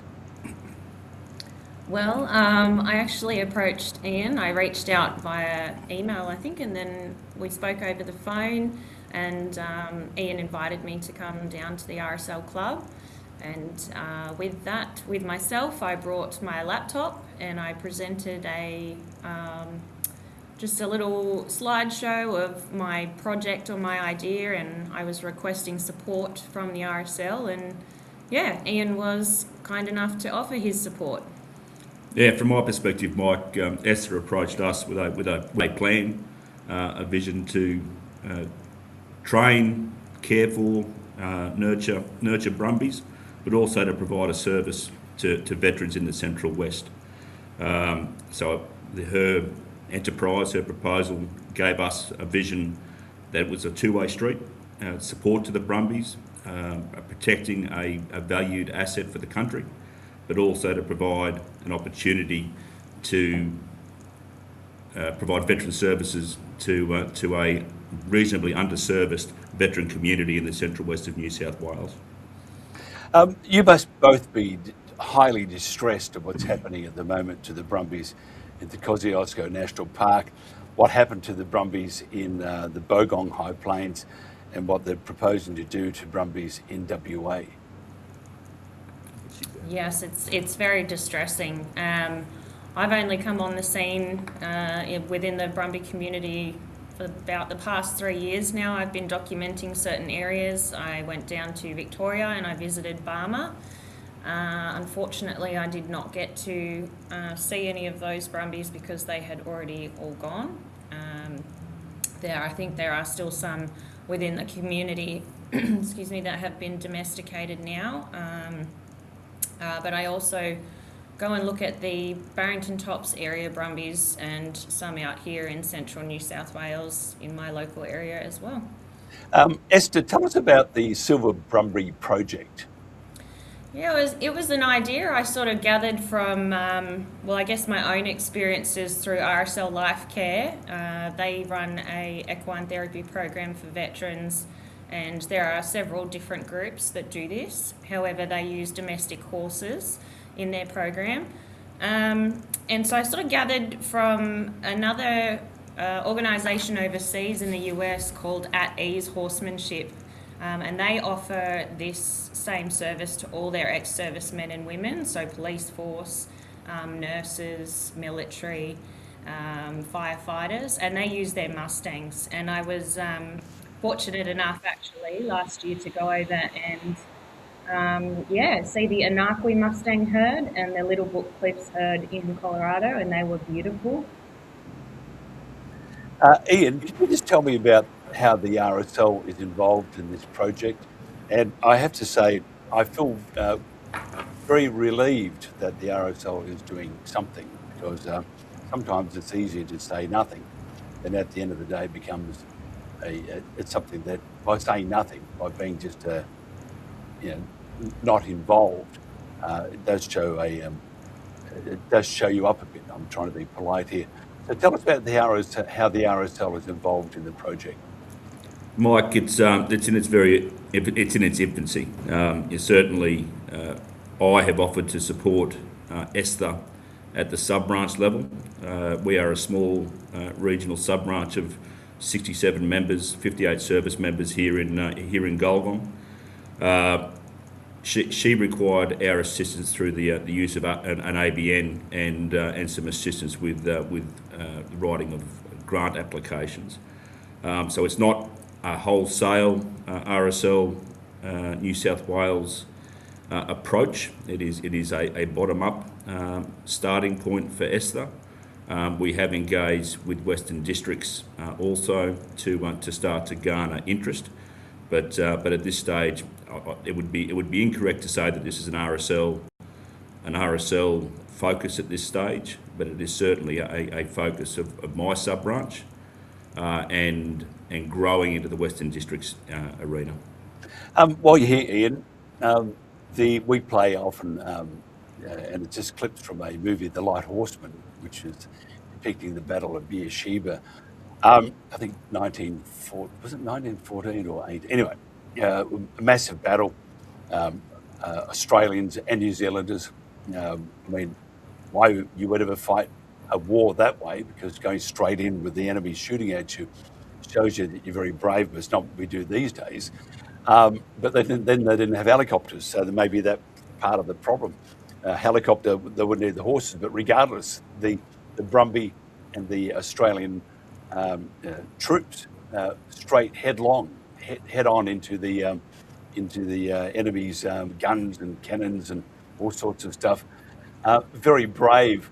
As a soldier, I don't want to put you on the spot here, but does it disturb you that the horse, a highly intelligent creature, died with our soldiers on the front line?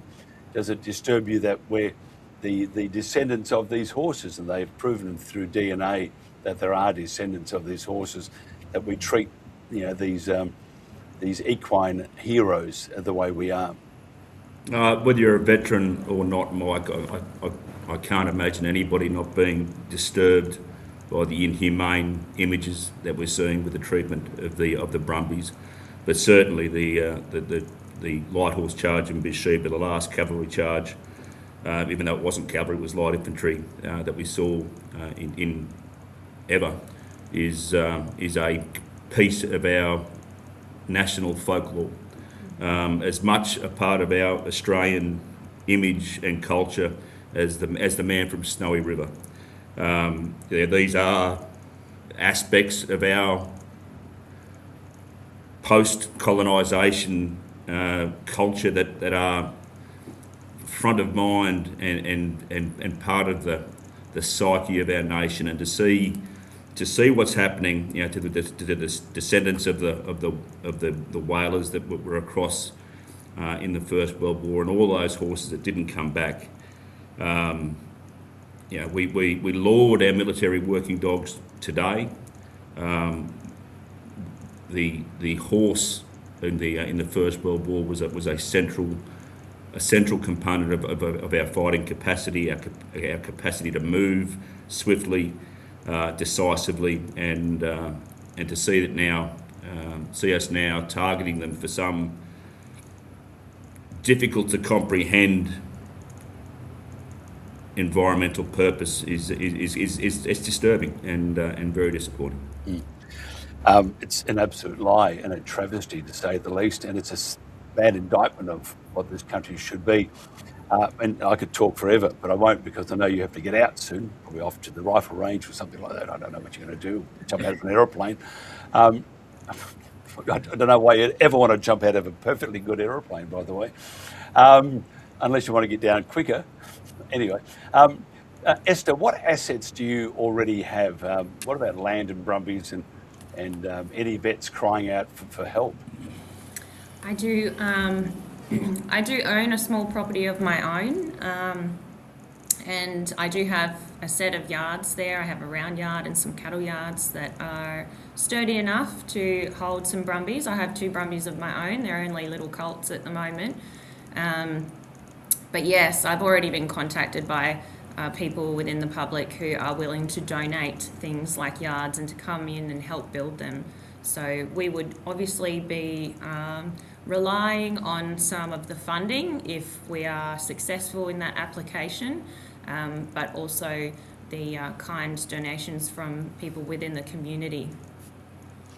Yeah, it's. I'm so impressed. A friend of ours, Shane Healy, also uses horses to help the vets. Esther, how many Brumbies do you see participating? I think to begin with, because they can be quite different to handle compared to domestic horses, particularly when they are young, or they've spent quite a lot of time out in the wild, I would probably only be comfortable with starting with a group of 6 to 10. Incredible. What about the next steps? Tell me bit by bit, and when do you hope to open? I suppose the financial side of things is something we have to tackle first. So the application process will open up again come early next year. I think it's January, within the first couple of weeks of January. And from there, it will probably take another couple of months to get a response. from the Veterans Wellbeing Grants, and failing that, there are other options both within government organisations and public organisations that offer financial support. Ian, what can we and the public do to help? Look, I think the primary piece is once Esther gets the application processes through and gets some seeding funding. It's about us being able to leverage off whatever success she may achieve with those grants, and we'll support her right throughout that grant process. And as the enterprise gets moving, she's got a workforce of 67 veterans in the Gulf of RSL sub-branch to assist her to establish herself. But then it's about awareness. As for your previous interview, Mike, we all need to be aware of what is happening, who is out there trying to take meaningful action to stop it and to remedy the adversity that's resulting from the cull, and then getting behind those pockets of excellence that are seeking to make meaningful change to improve things, and that's word of mouth. It's social media, it's money, and it's calluses on hands, dust on boots, out doing the work to achieve what Esther and her fellow Brumby advocates are trying to achieve. If somebody wants to find out more, Esther, how do they do that? I do have several social media platforms under the name of the Silver Brumby Project, and that is across Instagram, YouTube, and also Twitter. Not fantastic with Twitter. I'm still sort of testing the waters with that one, but yeah, you can certainly still find me there. We do have a website also set up, but there is nothing on it yet. We're still waiting for that confirmation on the funding to begin. I was going to suggest that you get Ian to do it, but he, being with the military, he always got the woe too. Warrant Officer second class to do that for him. Find that for me now. I don't know how it works. Sorry about that, Ian. I shouldn't do that. I'll be out in the parade ground tomorrow morning, bright and early. Thank you so much for your time. Isn't it terrible? He's talking about the army. He doesn't know much about it. I was with the reserve. I didn't go any further because I thought I can't jump out of aeroplanes. Now, thank you very much to both of you. I have to say you're doing a magnificent job, and I think we need to do all we can for the Brumbies, of course, and for our veterans, because they did their bit. We have to do our bit, simple as that. I want to play this song, Ian, and I know you're in a hurry, but hang around if you could just watch it. I'm going to play this song. We play it every day. Normally I open the show with it. This is just depicting the Battle of Beersheba and the Brumby and all that sort of thing. And it's very, very patriotic, and it brings a lump to my throat. Esther and Ian, thank you so much for your time. This is the Country Telegraph. They carried stockmen. They carried soldiers. They carried legends from Beersheba to the mountains of the high country. The thunder herd still rides.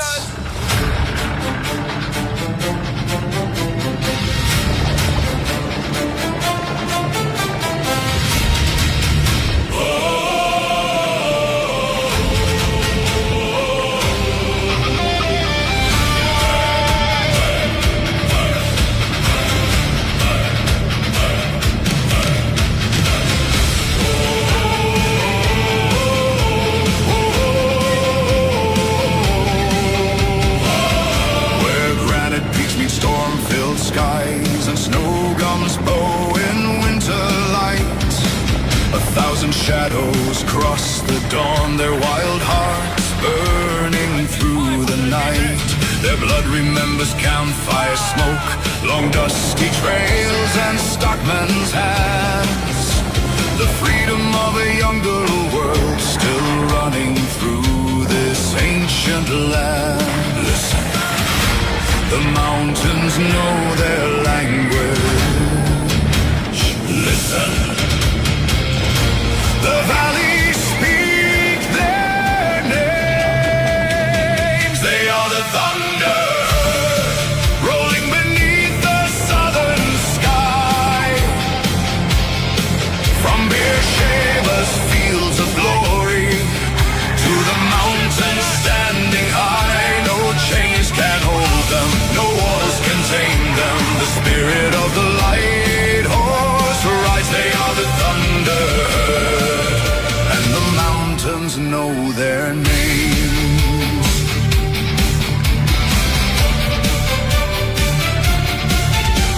Across the burning Sinai sands, they carry fate in steady hands. Through dust and fire they thundered on toward Beersheba's fateful dawn. Horse and rider forged as one, a rolling wave against the guns. The desert shook beneath their stride as Australia rose in pride. They are the thunder rolling beneath the southern sky. From Beersheba's fields of glory to the mountains standing high, no chains can hold them, no walls can tame them. The spirit of the light horse ride, they are the thunder, and the mountains know their name. And standing on the highest ridges, when the world below has gone to sleep, the ancient stallions face the darkness, guarding secrets they still keep. They remember every stockman, every drover, every mountain horseman, every charge, every rider who never came home, every horse who carried him there. Ride on. Ride on.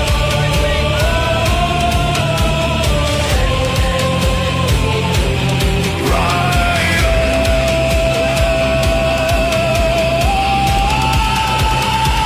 They are the thunder, the heartbeat of the southern land. The wild soul of Australia. The wild soul of Australia. The oath that time has never bent. When lightning crowns the mountain peaks and storm clouds gather dark and wide, the spirits of the old light horse still ride beside their stride. No king commands them, no empire owns them, for freedom runs within their blood, as surely as rivers shape the land. They are the thunder, and they still ride, and they still ride. From Beersheba to the high country, the thunder herd still rides.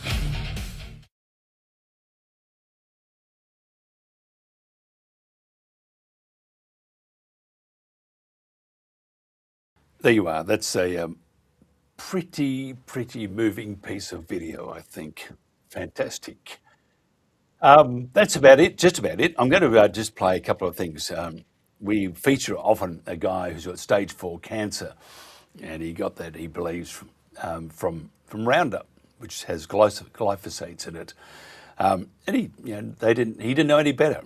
He had a grape block, and used to just roll around and do things, because as you do, you spray the Roundup on the weeds and gets rid of all the weeds, and in his case, him too, eventually. So he's just posted this new one. It's about Monsanto. They make Roundup, been banned in 70 countries. And this is some of his comments and thoughts on the protection that the King of the Universe, President of the entire universe, Donald Trump, has decided on.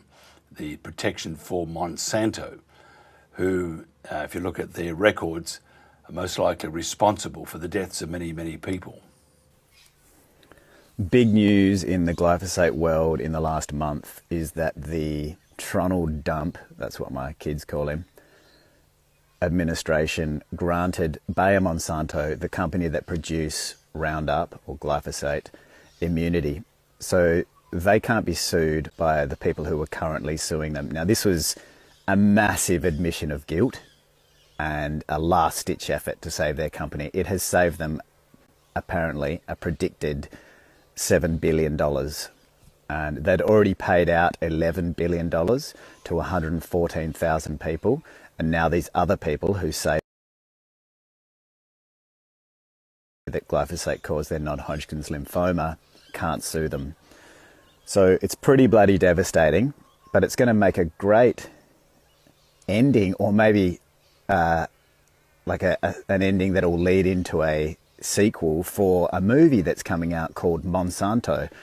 Now, this is all based on Kerry Gillam. She's an investigative journalist. Her book, The Monsanto Papers, and it's got some big Hollywood names in it. Jonathan Bailey is playing Brent Wisner. He's the lawyer that I spoke to a couple of weeks ago, did a podcast with, and he's the first guy to ever sue successfully.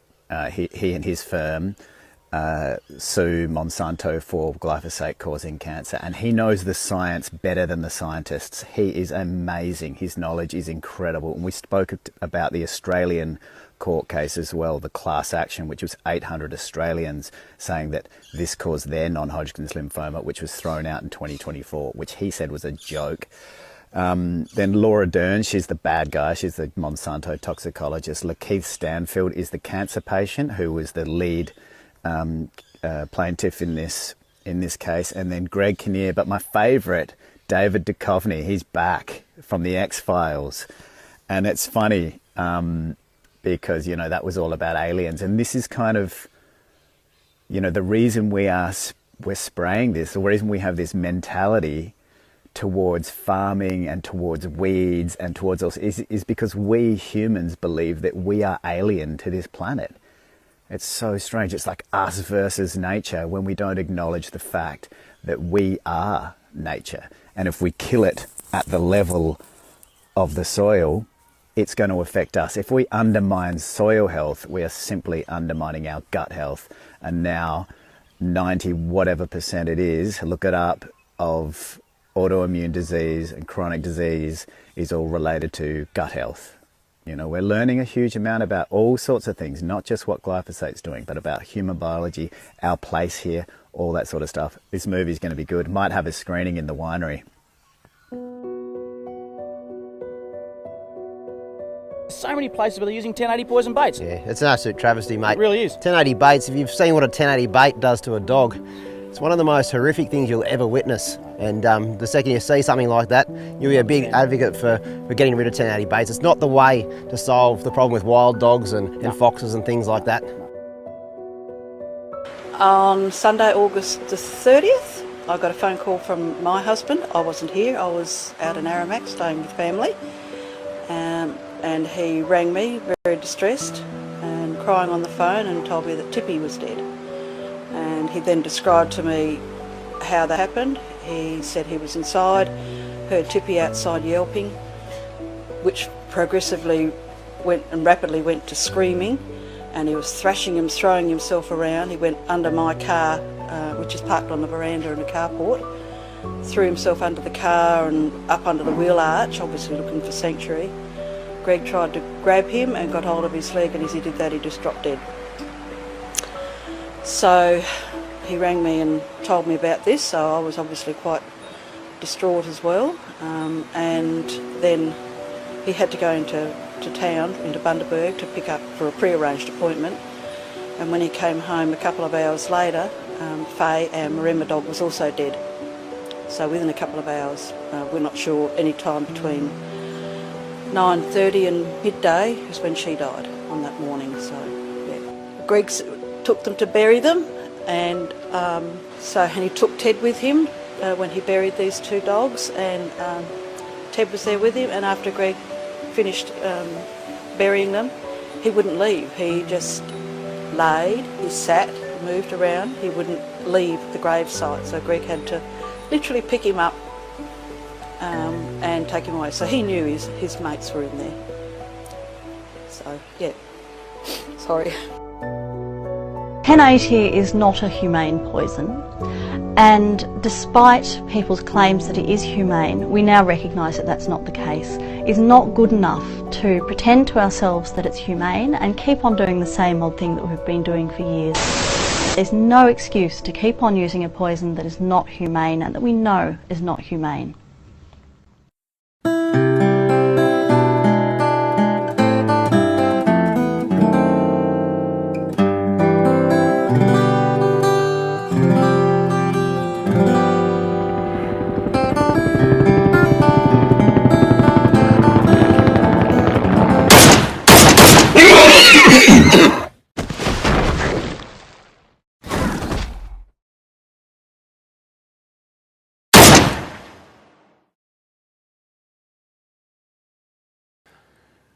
And that we must save the Brumbies, because the horse crap that is coming out from the New South Wales government and other government bodies, the ISC, and lack of intelligence, truly just slippery, slimy shits. That's all they are.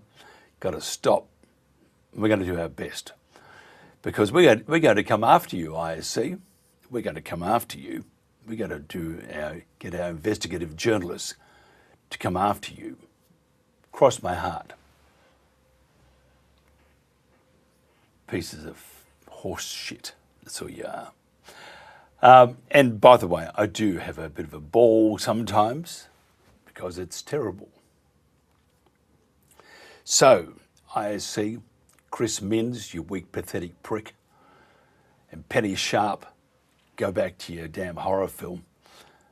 We're coming after you. But we're going to do it properly. We're going to make sure that we, along with others, are going to expose every little thing you've done, whether you've farted in a restaurant or not. We're going to come after you. This is the song I always leave. If you ever want any inspiration, any sense of purpose in life, just listen to the lyrics of this song. Have a good one. See you tomorrow. Bye.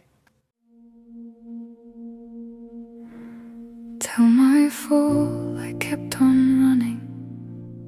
Tell my mirror I heard her cry. Tell the mountain I belonged here. Tell the wind I said goodbye.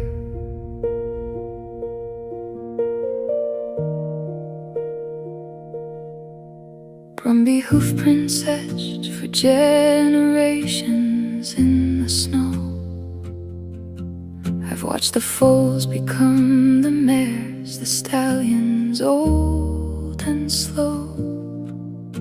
Here in the snowy mountains, where my life began, across hills, ridges and open plains, my fellow Brumbies ran. I've led them through winter storms, drought and summer rain, but I can't outrun what follows now. Shield my family from this pain. My ancestors crossed the oceans, but I was born upon this land. These mountains are my birthplace, the Snowies are my clan. These mountains hold our memories, our family history. If home is where you're raised, then this is where we should be. Tell my foal I kept on running. Tell my mare I heard her cry. Tell the mountain I belonged here. Tell the wind I said goodbye. Stay close beside me, little one. The thunder isn't rain. The sky itself is hunting us, and I cannot stop the pain. I gather those I love and turn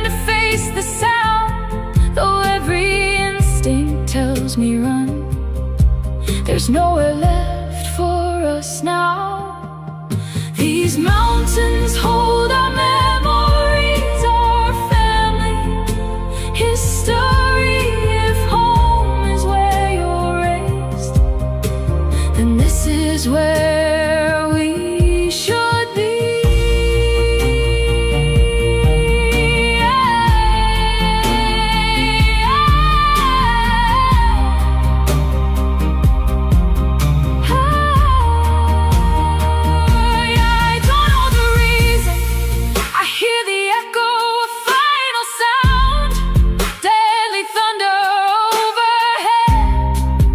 I fall upon the ground, thunder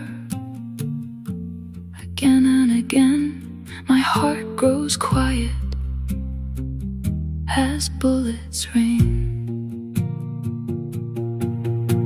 I thought I had more seasons, more rivers left to roam, more sunrises with my Kosciuszko clan before the mountains called me home.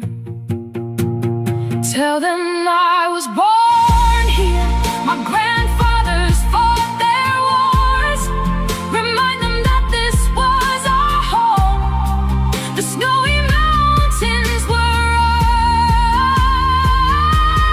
Tell my fool I knew her fear, tell my mare I heard her call, tell my fool I tried to save them. Tell the wind how brumbies fall. Tell my fool I kept on running, tell my mare I heard her cry, tell the mountain I belonged here, tell the wind I said goodbye.